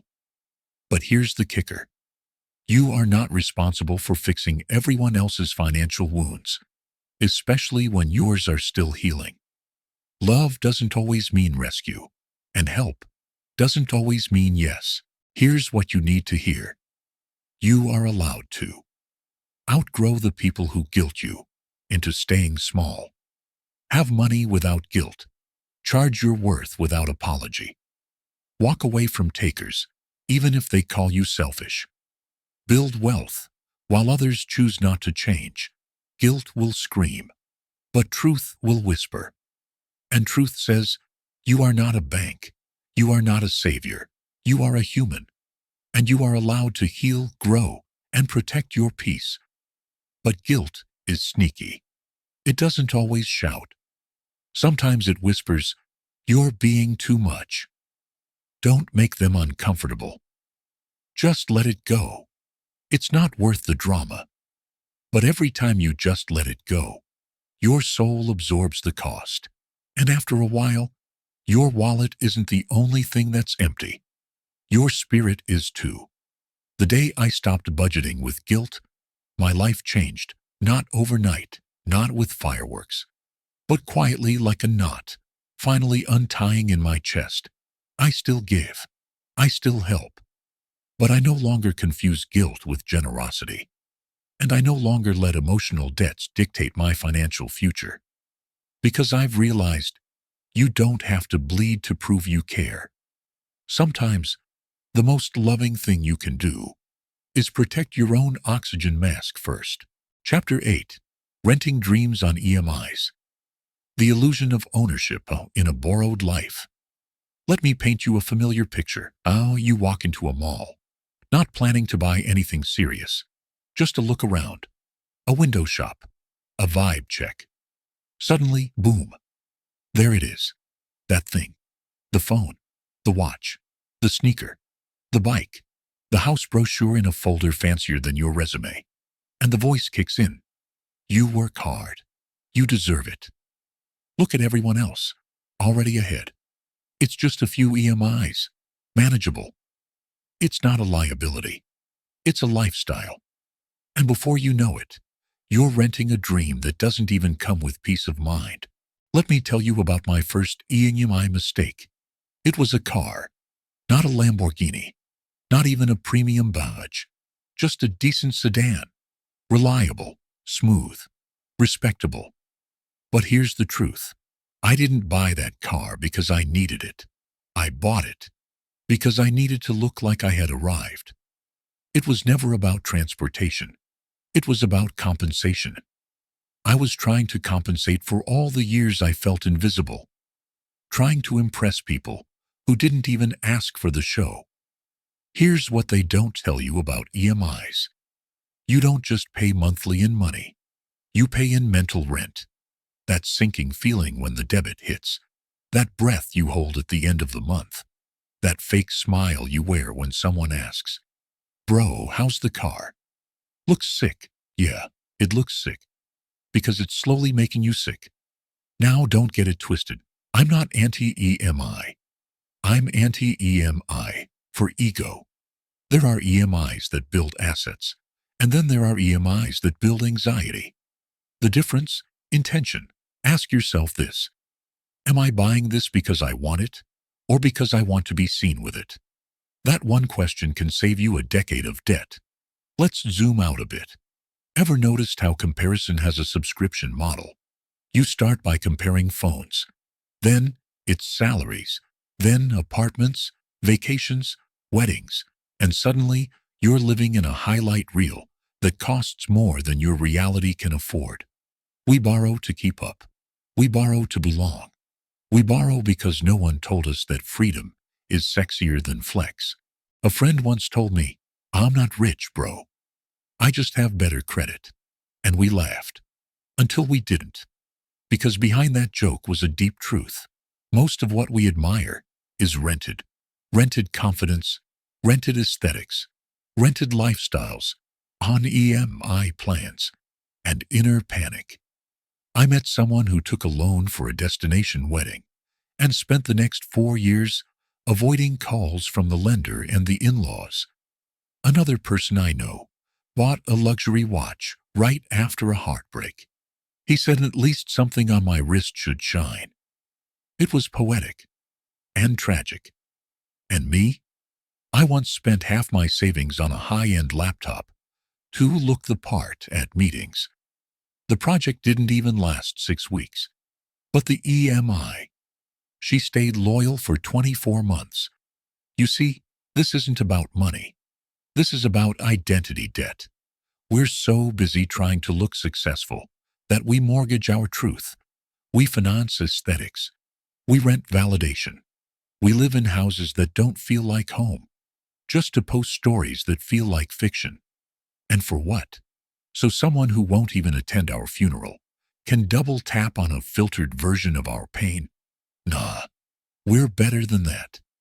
Because the worst kind of poverty isn't material. It's when your soul knows you're faking it, and your bank account is nodding silently. We are not okay. But we look fine on Instagram.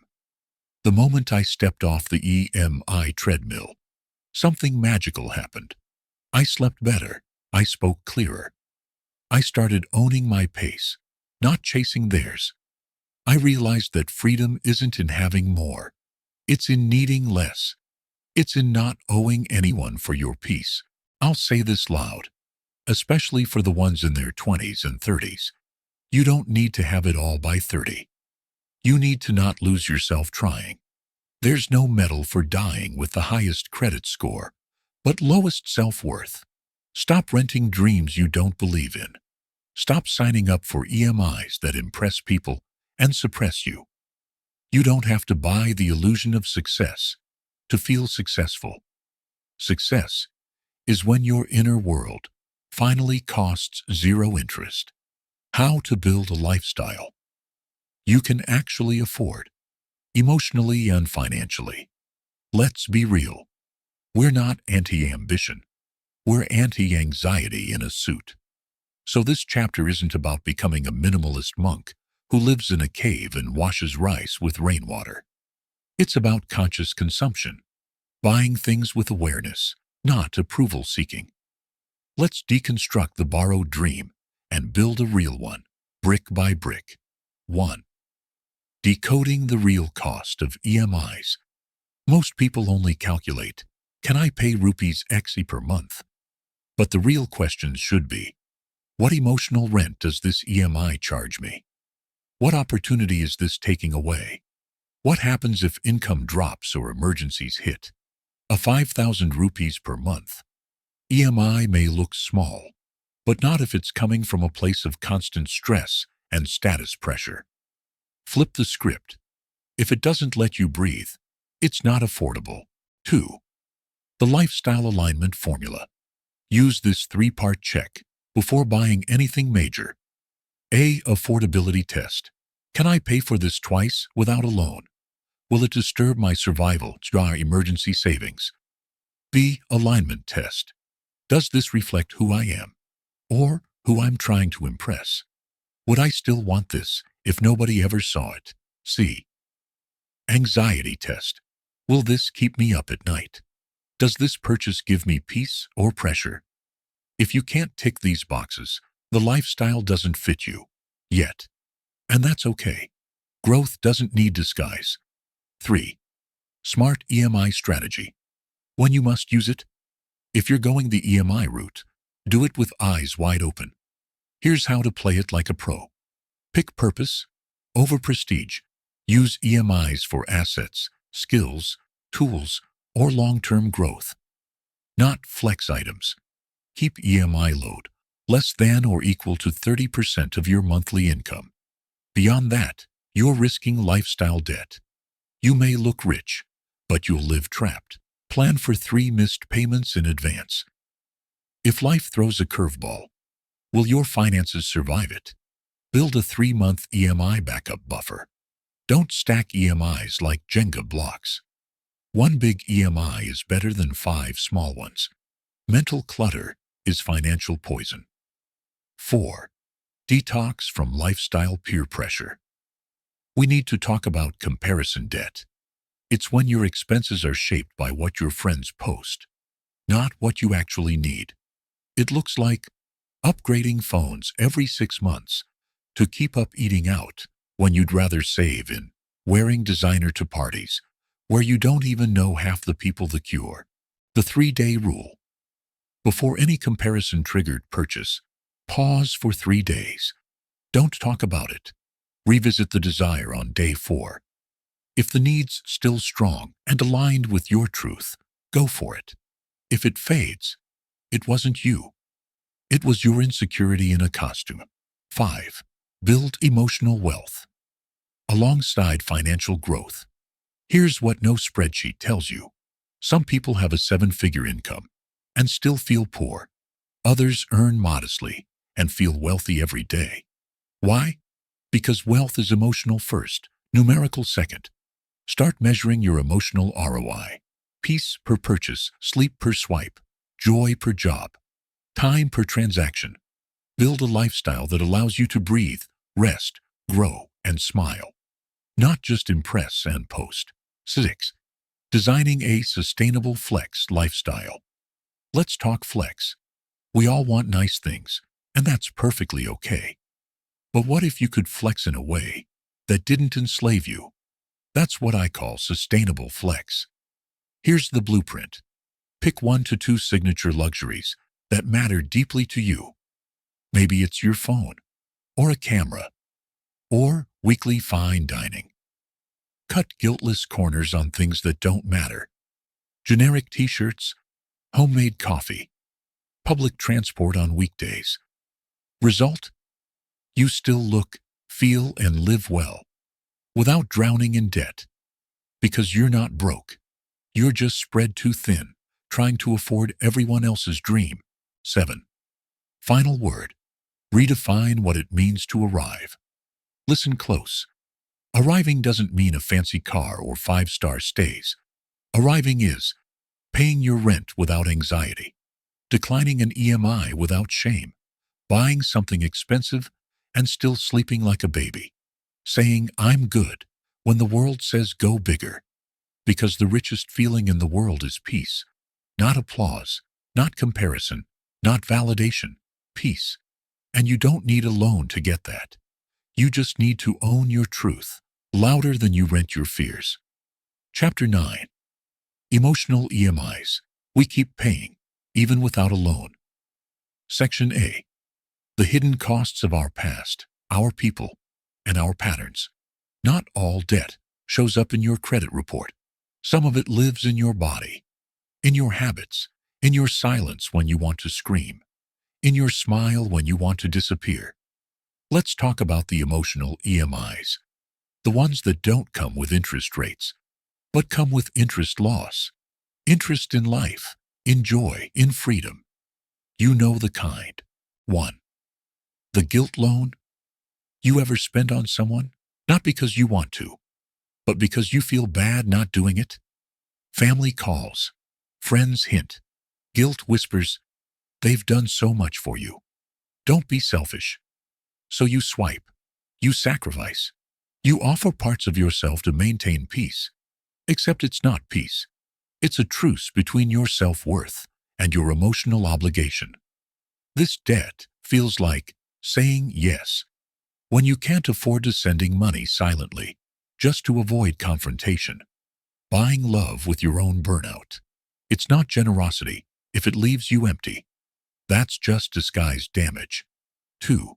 The identity EMI. From childhood, many of us were handed a script. You must become this to be loved. Doctor, engineer, settled, married, house owner by 30. No questions, no dreams of your own. Just legacy debt. And even if you break free financially, you still pay those invisible installments of expectation. This debt shows up as taking jobs you hate to please your family, measuring success by others' approval, hiding your passions like guilty secrets. You might have escaped the house you grew up in, but have you escaped the mindset that raised you? 3. The validation installment plan. This one's sneaky. Every like, comment, compliment. You feed on it like currency. It fuels you for a bit. But soon, it fades.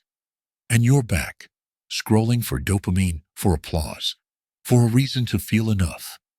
Social media made validation a subscription plan.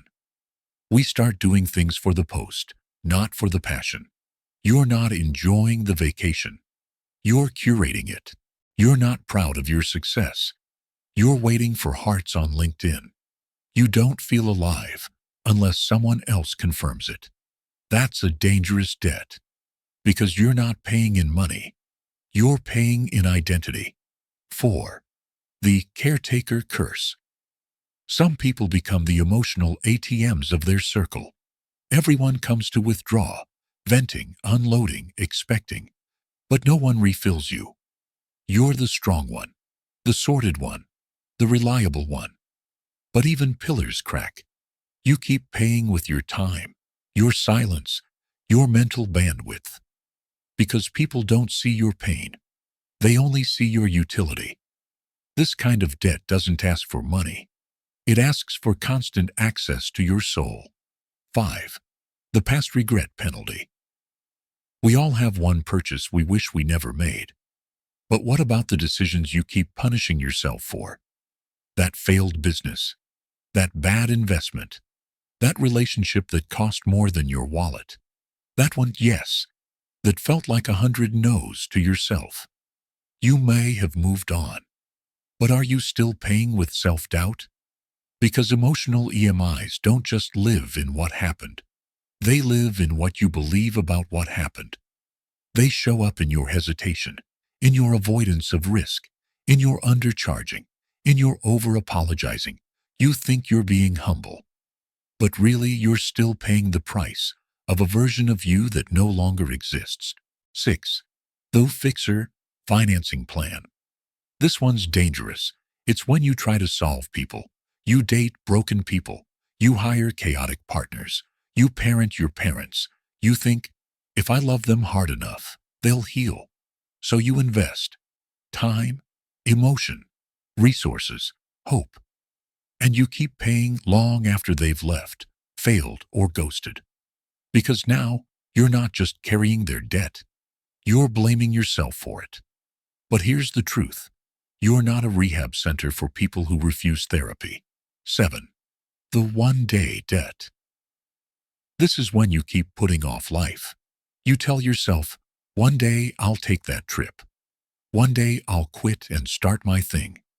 One day I'll allow myself to rest. But one day becomes never, because you keep making installments of delay. You pay in missed memories, delayed joy, untapped potential, and all because you believed you had time. Final reflection. You can be debt-free on paper and still feel bankrupt inside. You could have 0 loans, a healthy credit score, a paid-off home, and still feel like you're drowning. Why? Because emotional EMIs don't care about your net worth. They only care about your self-worth. And until you clear those invisible debts, no amount of financial success will feel fulfilling. Here's the good news. You can refinance your life. But first, you've got to audit your emotions the way you audit your expenses. Ask yourself, who am I still trying to prove something to? What have I been paying for, emotionally? That's no longer worth it. Where does my freedom leak out without me noticing? Because the richest life is the one where you owe nobody your peace. How to stop paying emotional EMIs and build self-worth credit. You don't need a money miracle. You need an emotional audit. Let's reset. Let's rebuild. And most importantly, let's reclaim. Because the only EMIs worth paying are the ones that invest back into you. 1. Step 1. Perform an emotional expense audit.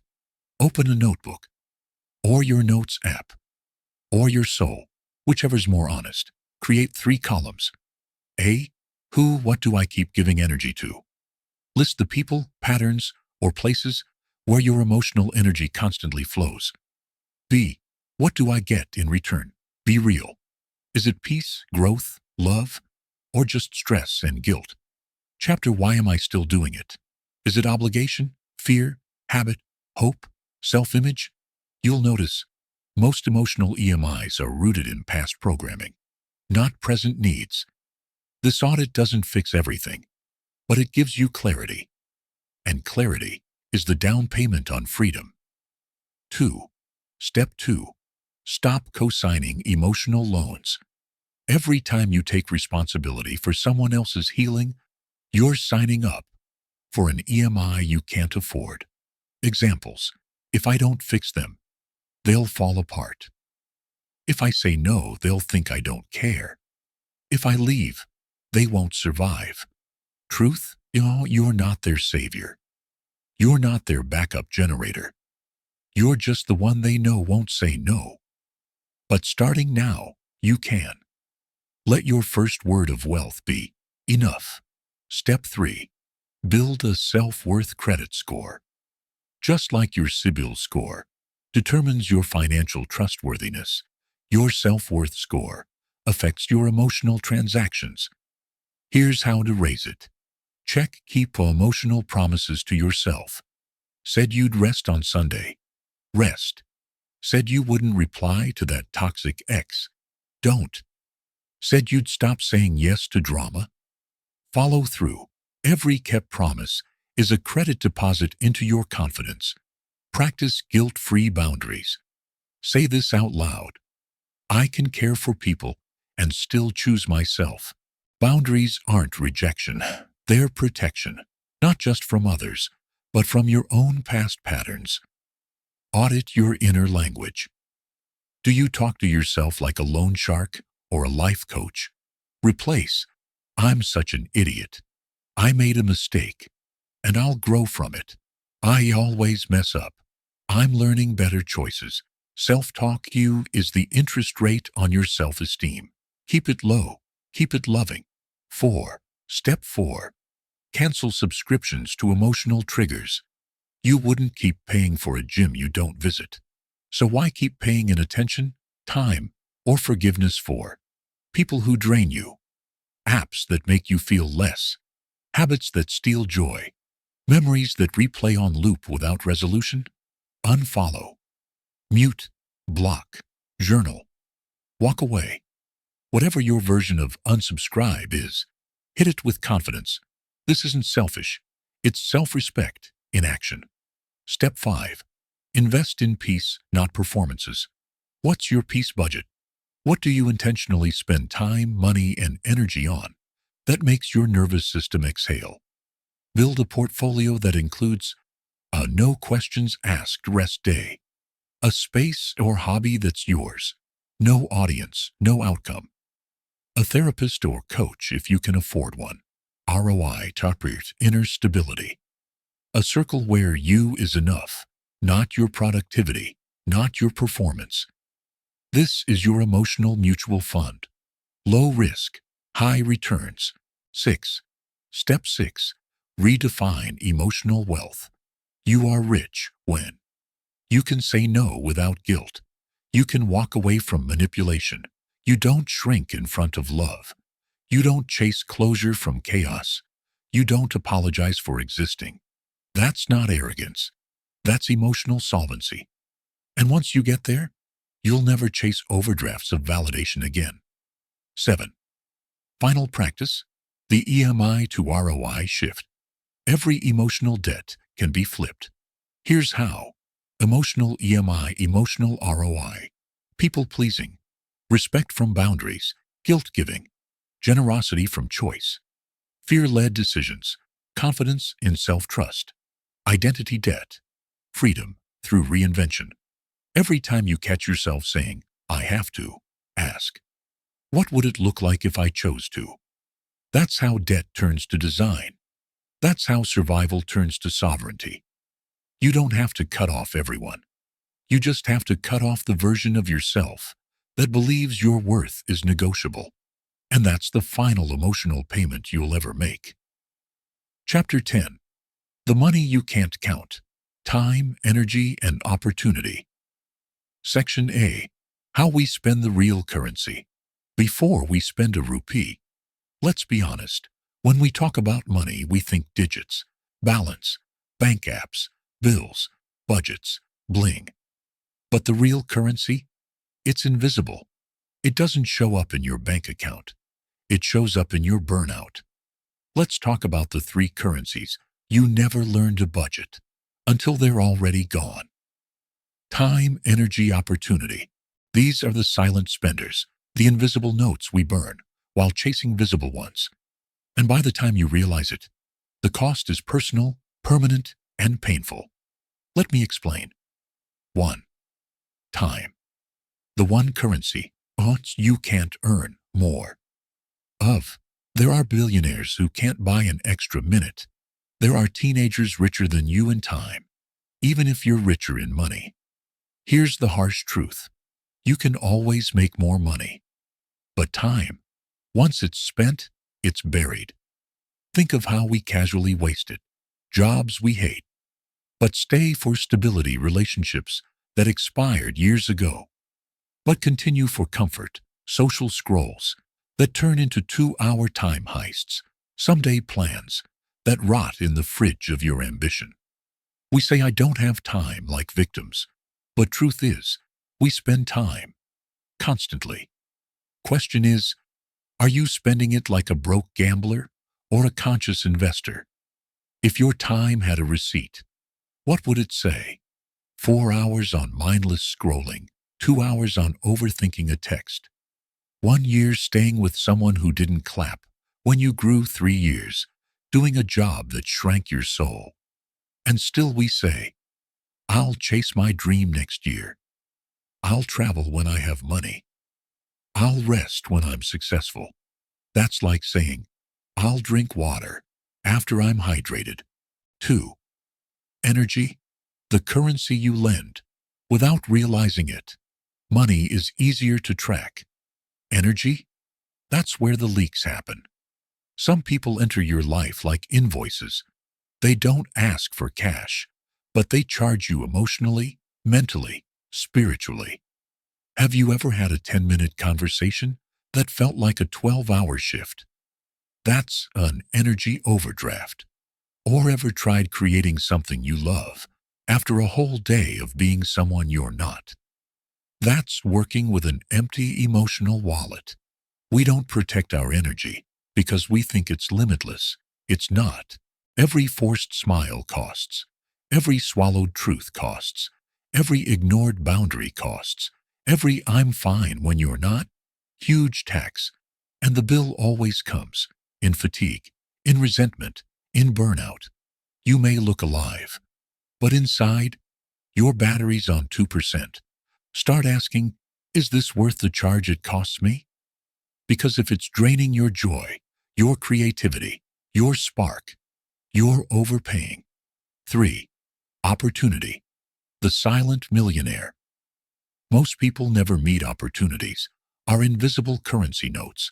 They don't scream, they whisper. They show up as invitations you ignore, people you undervalue, skills you delay, learning ideas. You say maybe later too. And here's the cruel part. They don't wait. You think the door will knock again. But what if it won't? Sometimes, what you call bad timing is just fear wearing a clock. Regret is the interest you pay on ignored opportunity. And let's be real. The idea you had 5 years ago, someone else did it. The person you didn't approach, now building with someone bolder. The course you skipped, now a missed ladder. Opportunities aren't always dramatic. They're small, quiet cracks in your comfort zone. And if you don't walk through them, you end up rich in what-ifs and poor in I tried. The trap. When you trade invisible wealth for visible comfort. This is where most people lose. We trade time for status, energy for validation, opportunity for familiarity. Why? Because visible wealth feels real. Invisible wealth feels imaginary until it's gone. We work overtime for a title while missing our child's milestones. We grind for money while watching our health expire. We stay in safe zones while letting talent rust. We convince ourselves we're being responsible, but often we're just being scared in a socially acceptable way. Final reflection. The most dangerous expense is unconscious spending. If money were your only currency, the rich would never be miserable. And yet, so many are. Because they spent all their time chasing deals, all their energy fixing images, all their opportunities building someone else's dream. You think you're broke. Check again. Do you have hours in your day you could reclaim? Energy you could protect? Dreams you haven't fully risked? Then you're richer than you realize. You just haven't been spending it on yourself. How to budget time, energy, and opportunity. Like real wealth, we've been sold a lie that success is measured in zeros on a payslip. But your truest wealth is in how you feel when you wake up, how much of your life is actually yours, and how often you feel alive instead of just online. So let's do what school never taught us. Let's budget the currencies that don't fit into your wallet, but build your whole world. 1. Time. Budgeting. The calendar is your wallet. If money is what you earn, time is what you spend to earn it. Want to see what you value? Don't look at your bank statement. Look at your weekly schedule. Ask, where does my time go without resistance? Where does my time go with guilt? Where should my time go? But never makes it? Now block your time like it's rent money. Time budgeting tips. Green time, energy creating, rest, reading, learning, nature. Yellow time, maintenance, work, errands, adulting. Red time, energy draining, toxic people, mindless scrolling, doom scrolling. Audit weekly. Protect green time like gold. Reduce red time like sugar. Because someday you'll wish for more hours. Today you still have them. 2. Energy management. Charge yourself like an iPhone, not a generator. Stop expecting to be 100% charged 100% of the time. Your body and mind are not factories. They're batteries. Start treating them like one. Ask, what charges me? What drains me? Where am I giving more than I can afford emotionally? Then do this. Make a charge list. Music that lights you up. People who see you. Activities that make time disappear. Rituals that calm your nervous system. Make a drain list. Guilt that's not yours. People who only call when they need tasks that don't align with your purpose. Thoughts that repeat but don't resolve. Now. Be ruthless with your energy budget. Don't overspend on people who wouldn't lend you their umbrella in a storm. 3. Opportunity budgeting. Say yes, with intention, not impulse. Every opportunity looks shiny in the beginning, but the real ones? They feel aligned, not just exciting. Opportunity isn't just about saying yes, it's about learning what to say no to, so your yes has power. Use this 3-level filter before you accept any new gig, collab, project, invite. Level 1. Will this grow me? Skills, confidence, network, clarity. Level 2. Will this drain me more than it fills me? Even if it pays. What's the emotional tax? Level 3. Is this aligned with the story I want to tell later? Future you is watching. If it's not a hell yes, it's a soft no. 4. Mindset shift. From busy to balanced. Busy is the illusion of productivity. Balanced is the reality of wealth. Don't wear burnout like a badge. Don't mistake exhaustion for accomplishment. You are not a machine. You are not a calendar with feelings. Try this instead. Add white space to your day. Moments of nothing. Schedule joy, not just tasks. Set boundaries that feel awkward now, but save you later. Practice saying, I'll get back to you, before impulsively agreeing. Balance doesn't happen by accident. It's a practice, a posture, a power. 5. The invisible ROI, return on intention. You can't always see the results of protecting your time, energy, and opportunity, but they show up like this. Fewer emotional crashes. Better decisions under pressure. More space for creativity. Clarity in chaos. Joy that doesn't need a reason. And that, my friend, is real wealth. No app will track it, but your soul will thank you. 6. The rule of 3. Spend 3 daily units on yourself. Every day, aim for 1 hour for the mind. Read, learn, plan, dream. 1 hour for the body. Move, stretch, nourish, rest. 1 hour for the soul. Laugh, cry, breathe, connect. That's 3 hours out of 24, 12.5% of your day, invested in your most important asset, you. The rest of the world can have the remaining 87.5%. But that 12.5%? It's sacred. 7. Final practice, the invisible budget worksheet. Once a week, sit down and write. This week, I wasted time on. I spent energy on. I said yes to, but wish I hadn't. This week, I protected my time energy by 1 opportunity I noticed and 1 I ignored. This isn't about guilt. It's about pattern spotting. Because once you see it, you can change it. Final word. You're richer than you think.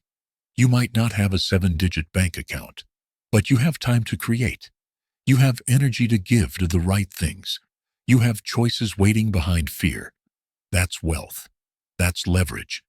That's your real power. Use it. Chapter 11. Money and the Mirror. Self-worth versus net worth. Section A. When your value becomes a price tag. You ever walk into a room and instantly feel smaller? Not because you shrank, but because something, a car, a title, a watch, a handshake, whispered, "You don't belong here." That's the war between self-worth and net worth. And most people are losing it quietly. Let's talk about the kind of poverty that has nothing to do with money and everything to do with the voice in your head. The first time I felt less than, I was 23, wearing my best borrowed shirt, attending a business pitch where everyone smelled like expensive ambition. They weren't rude, but I could feel it. The subtle glances, the way someone asked, "Oh, so, what do you do again?" Like I had accidentally walked into the VIP lounge of capitalism. And I remember thinking, if I had a better car, a Rolex, a LinkedIn title with 5 lines, maybe I'd matter more. That thought didn't just sting, it stuck. And for the next few years, I chased validation in rupees, tried to buy my way into confidence, tried to earn my way into rooms I was already talented enough for. But here's what they don't tell you. When your confidence depends on your cash flow, you'll never feel rich, no matter how much you make. How the world taught us, money equals value. Let's rewind. As kids, we didn't know brand names. We valued people by how they made us feel. But then life happened.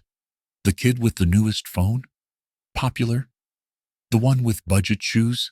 Invisible. The cousin who made it? Respected. The uncle who's still figuring it out? Pitied. By the time we hit adulthood, the scoreboard is clear. Salary greater than smile. Car greater than character. Numbers greater than nurture. The world doesn't ask, are you kind, generous, creative, brave? It asks, what do you do? How much do you make? Where do you live? So we start performing. We shrink our truth to fit the room. We dress up our insecurities in EMIs and gadgets. We smile like we're winning, even when our soul is bankrupt. And the worst part? We begin to believe the lie. If I don't have much, I must not be worth much. The mask called success. Have you ever felt richer after buying something? Lied about your income to sound better? Avoided friends when broke because you didn't want to explain? Celebrated someone's failure in secret just to feel less behind? That's not you being toxic. That's what happens when your mirror reflects money, not meaning. Capitalism sells us this mask. Look successful, even if you're dying inside. So we hustle hard. We post curated lives. We avoid therapy, but chase courses. We spend on the outside what we lack on the inside. But the price of that mask? Your peace, your realness, your connection with people who actually see you. The worth crisis, how it shows up. When self-worth is low, money becomes medicine, not a tool, but a drug. Symptoms? You undercharge your talent. You accept jobs that pay in exposure. You stay in toxic environments because you need the money. You ghost opportunities because deep down, you don't believe you deserve them. You don't raise your rates, not because the market isn't ready, but because you aren't. And this right here is the real poverty, the kind that no income bracket can fix. Mirror check. What are you reflecting? Look into your mental mirror. What do you see?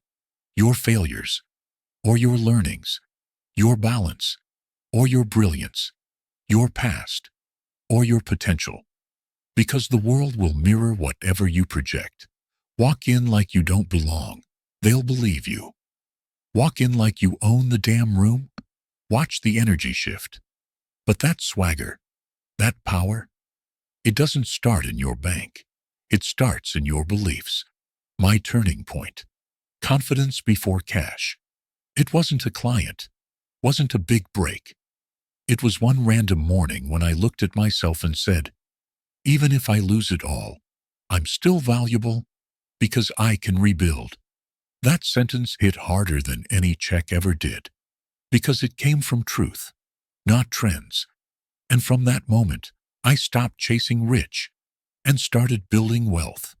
Wealth in self-trust, wealth in discipline, wealth in my ability to walk away from places that couldn't afford my peace. Final truth. Your worth is not up for discount. You are not your income. You are not your worst month. You are not someone's delayed payment or rejected invoice. You are a work in process, a fire that hasn't peaked, a story with chapters left to blow minds. So stop asking money to define you. Ask it to serve you. Because once you know your true value, the price tag becomes optional. Practical exercises to separate self-worth from net worth. Let's get something straight. You are not a brand. You're not a stock on the market. You're not a dumb spreadsheet.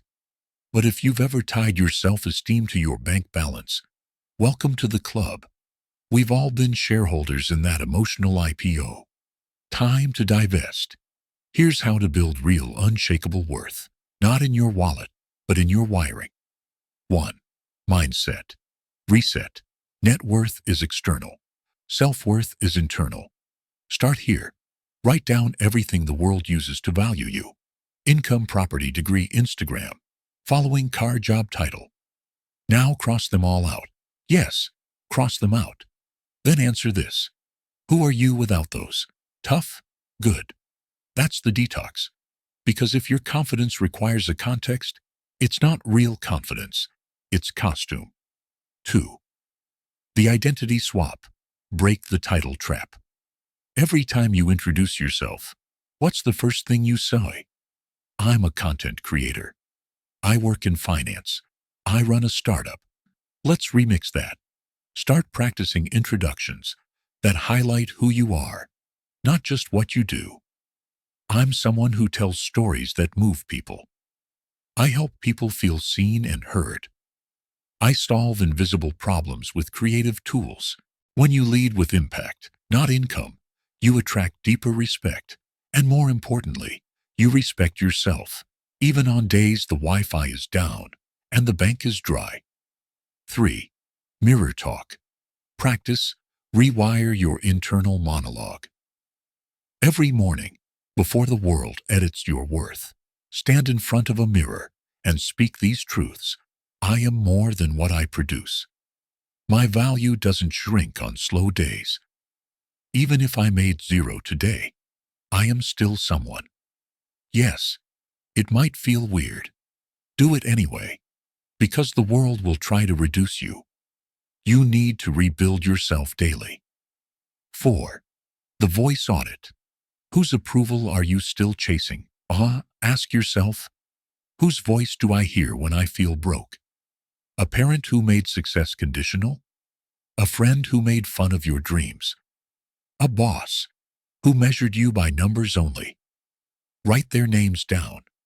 Then next to each one, write, you don't get to decide how I feel about me anymore. Because your self-worth should never be rented out to someone else's expectations. 5. The confidence budget. Track the non-financial wins. We track expenses. We count calories. We even monitor steps. But do you track confidence deposits? Start a confidence ledger. Every night, jot down. One moment I stood up for myself. One compliment I accepted without deflection. One decision I made from clarity, not fear. One time I said no without guilt. These wins, they pay emotional interest. 6. Set financial boundaries that reflect self-respect. Sometimes, how you make money is more important than how much. If you're getting paid well to be someone you're not, that's not success. That's self-abandonment. Here are 3 boundaries worth setting. I won't lower my price to be liked. I won't take money from people who treat me like a product. I won't build my brand on burnout. Money made by selling your peace isn't profit. It's emotional debt. 7. Rebuild the foundation. Who are you when no one's watching? This one's personal. Take a weekend off. No posting, no checking in. No validation loops. Just you, your journal, your truth. Write about what gives you joy without income. What would you still do if no one clapped? What would 10-year-old you be proud of? That's who you really are. Everything else is marketing. 8. Reaffirm your worth. Daily with the I am technique. Every morning, complete these 5 sentences. I am proud of myself because I am learning to. I am allowed to. I am more than. I am worthy of. Don't skip it. Don't overthink it. Just write. You're not waiting for money to give you permission to feel worthy. You already are. Final word. Raise your worth. Before you raise your rate, everyone talks about charge your worth. But here's the truth. You can't charge your worth if you don't believe in it first. So this chapter wasn't about ego. It's about equity. Emotional, personal, spiritual. Build it now. Protect it fiercely. Because once you believe in your value, everything you charge is just math. Chapter 12. The Exit Plan. Freedom is the final currency. Section A. The day you stop working for money. Let me ask you a dangerous question. What would your life look like if money wasn't your master anymore? Not just having a few lakhs saved. Not buying the dream car. I mean real freedom. The kind where you don't check your phone every morning out of anxiety. You don't say yes just because the payment cleared. You don't sell your sanity for survival. That's what this chapter is about. The exit plan. Not from work, not from ambition, but from dependence. The first time I dreamt of an exit, I was working on 3 different projects, all paid, all exhausting, all killing my curiosity. Slowly. One day, I sat with my bank statements open on one screen and my unspoken dreams on another, on a Word doc, titled Someday. And it hit me. I had become a full-time freelancer who never felt free. I had no boss, no office, no 9 to 5. But I was still stuck. Why? Because I was earning money without building freedom. There's a difference. The money trap. That doesn't look like a trap. Here's the pattern most people fall into: earn more money. Increase lifestyle. Increase pressure. Repeat. It's the treadmill of temporary highs and permanent hustle. We think more money will free us. But without intention, it just upgrades the cage. The luxury car with the crushing EMI. The better apartment that comes with anxiety. The dream vacation booked on a credit card. That's not freedom. That's Instagram rich, emotionally bankrupt. The real goal. Designing your exit plan. When I say exit, I don't mean retire at 35 and live on a beach forever. I mean this. Can you take a break without guilt or fear? Can you say no to toxic money? Can you fund a creative idea without asking permission? Can you walk away from clients, companies, or chaos without collapsing? If the answer is no, you don't need more money. You need a better relationship with it. The lie we all believed. One day I'll be free. You know that one day fantasy. Once I hit X lakhs in income, I'll relax. Once I buy that house, I'll feel safe. Once I quit this job, I'll start living. But that day keeps moving. Why? Because money made without intention creates obligation, not options. So what's the real solution? You don't wait for freedom. You build it, intentionally, consistently, quietly. What real freedom looks like. It's not flashy. It's not always visible. But it feels like saying no to 50K because it cost you peace. Taking a sabbatical without asking permission. Helping someone else financially without panic. Sleeping without calculating your bank balance. Creating because you want to, not because you have to. It's peace that can't be bought, and presence that can't be faked. When freedom becomes urgent, not optional.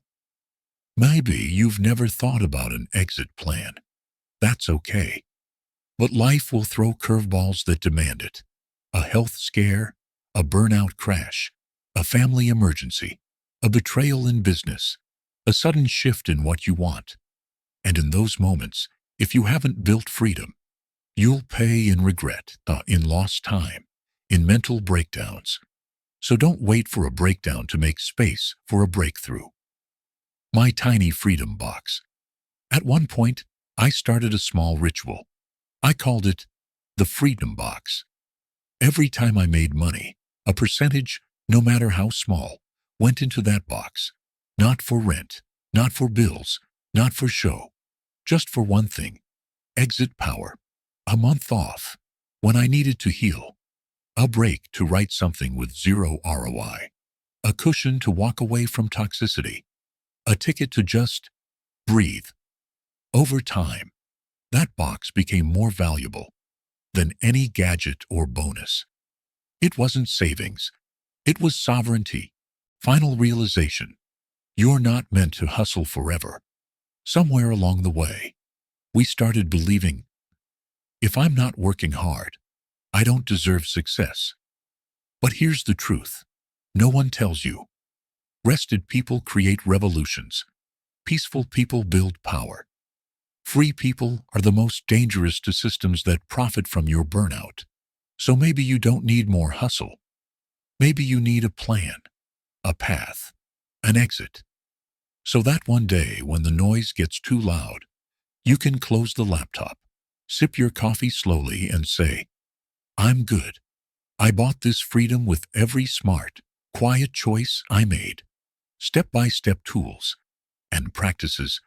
We've romanticized freedom for too long, talked about it like it's a poetic destination. But freedom isn't abstract. It's measurable, trackable, buildable. So let's go from dream to design.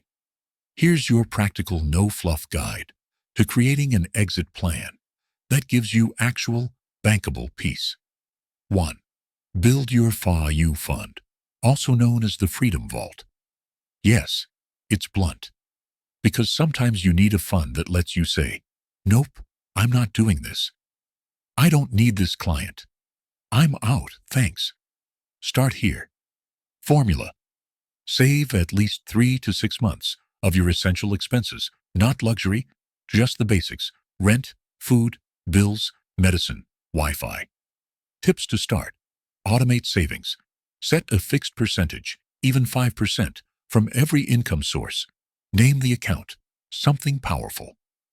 Exit fund greater than savings. Keep it emotionally distant.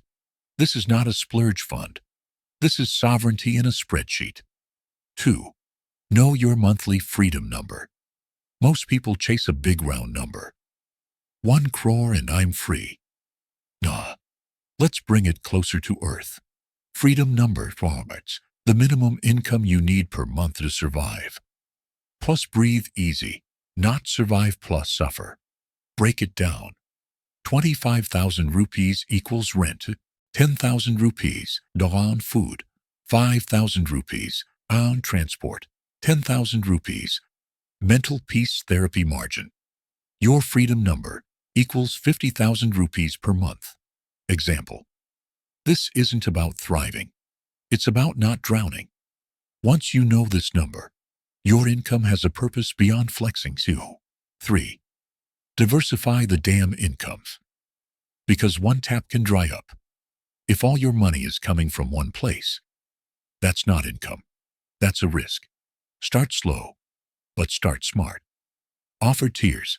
If you offer services, build different pricing models. Digital product. Can your knowledge become an ebook, course, template? Affiliate partner income. Recommend tools you actually use. Community consulting. People pay to talk to people who've walked the path. 1 stream equals survival. 3+ streams equals strategy. 4. Normalize saying no to money that costs you peace. This is a practice, not a quote. Every month, track one client job request you rejected because it felt wrong. How it made you feel, scared, relieved, both. Over time, your nervous system recalibrates. You stop thinking, if I don't take this, I'll starve, and start thinking, if I take this, I'll shrink. Fifth batch for breathing room. You want freedom. Stop creating under pressure. Start batching. Content, film 4 videos in one day. Clients, schedule delivery windows. Emails, respond twice a week, not daily. Batched work, equals more. Space equals less panic. Equals actual free time. Not between deadlines, time equals 6. Create a time-off plan. Like you create launch plans. You plan your product launches. Why not plan your breaks? Minimum. 1 unavailable weekend month ideal. 1 full week off every quarter. Yearly. 1 2-week, no client, no content detox. Announce it, block it, respect it. Because if you wait until you need a break, you're already too late. 7. Learn to walk away. Before you have to have a walk-away script. Seriously. Example. I've enjoyed working together, but moving forward, I'm shifting my focus and can't continue this project. I wish you the best. Write it. Save it. Use it when needed. Freedom is not just built through money. It's built through boundaries. 8. Define your version of enough. This is the one no one talks about. What's your enough? 75,000 rupees per month and 3-day work weeks? 10 lakh rupees savings and the ability to take 6 months off. Freedom to travel without taking work calls? Write it down. Get specific. Because if you don't define enough, you'll always feel behind, even when you've made it. 9. Create a ritual of reflection. Every month, ask yourself, did I make money this month that felt good? What drained me? What energized me? What's one change I can make to buy back time? Freedom isn't built in leaps. It's built in iterations. Track your emotional ROI as much as your financial one. 10. Legacy. Check. Are you building a ladder or a loop? Final question. Are you building a life that leads somewhere?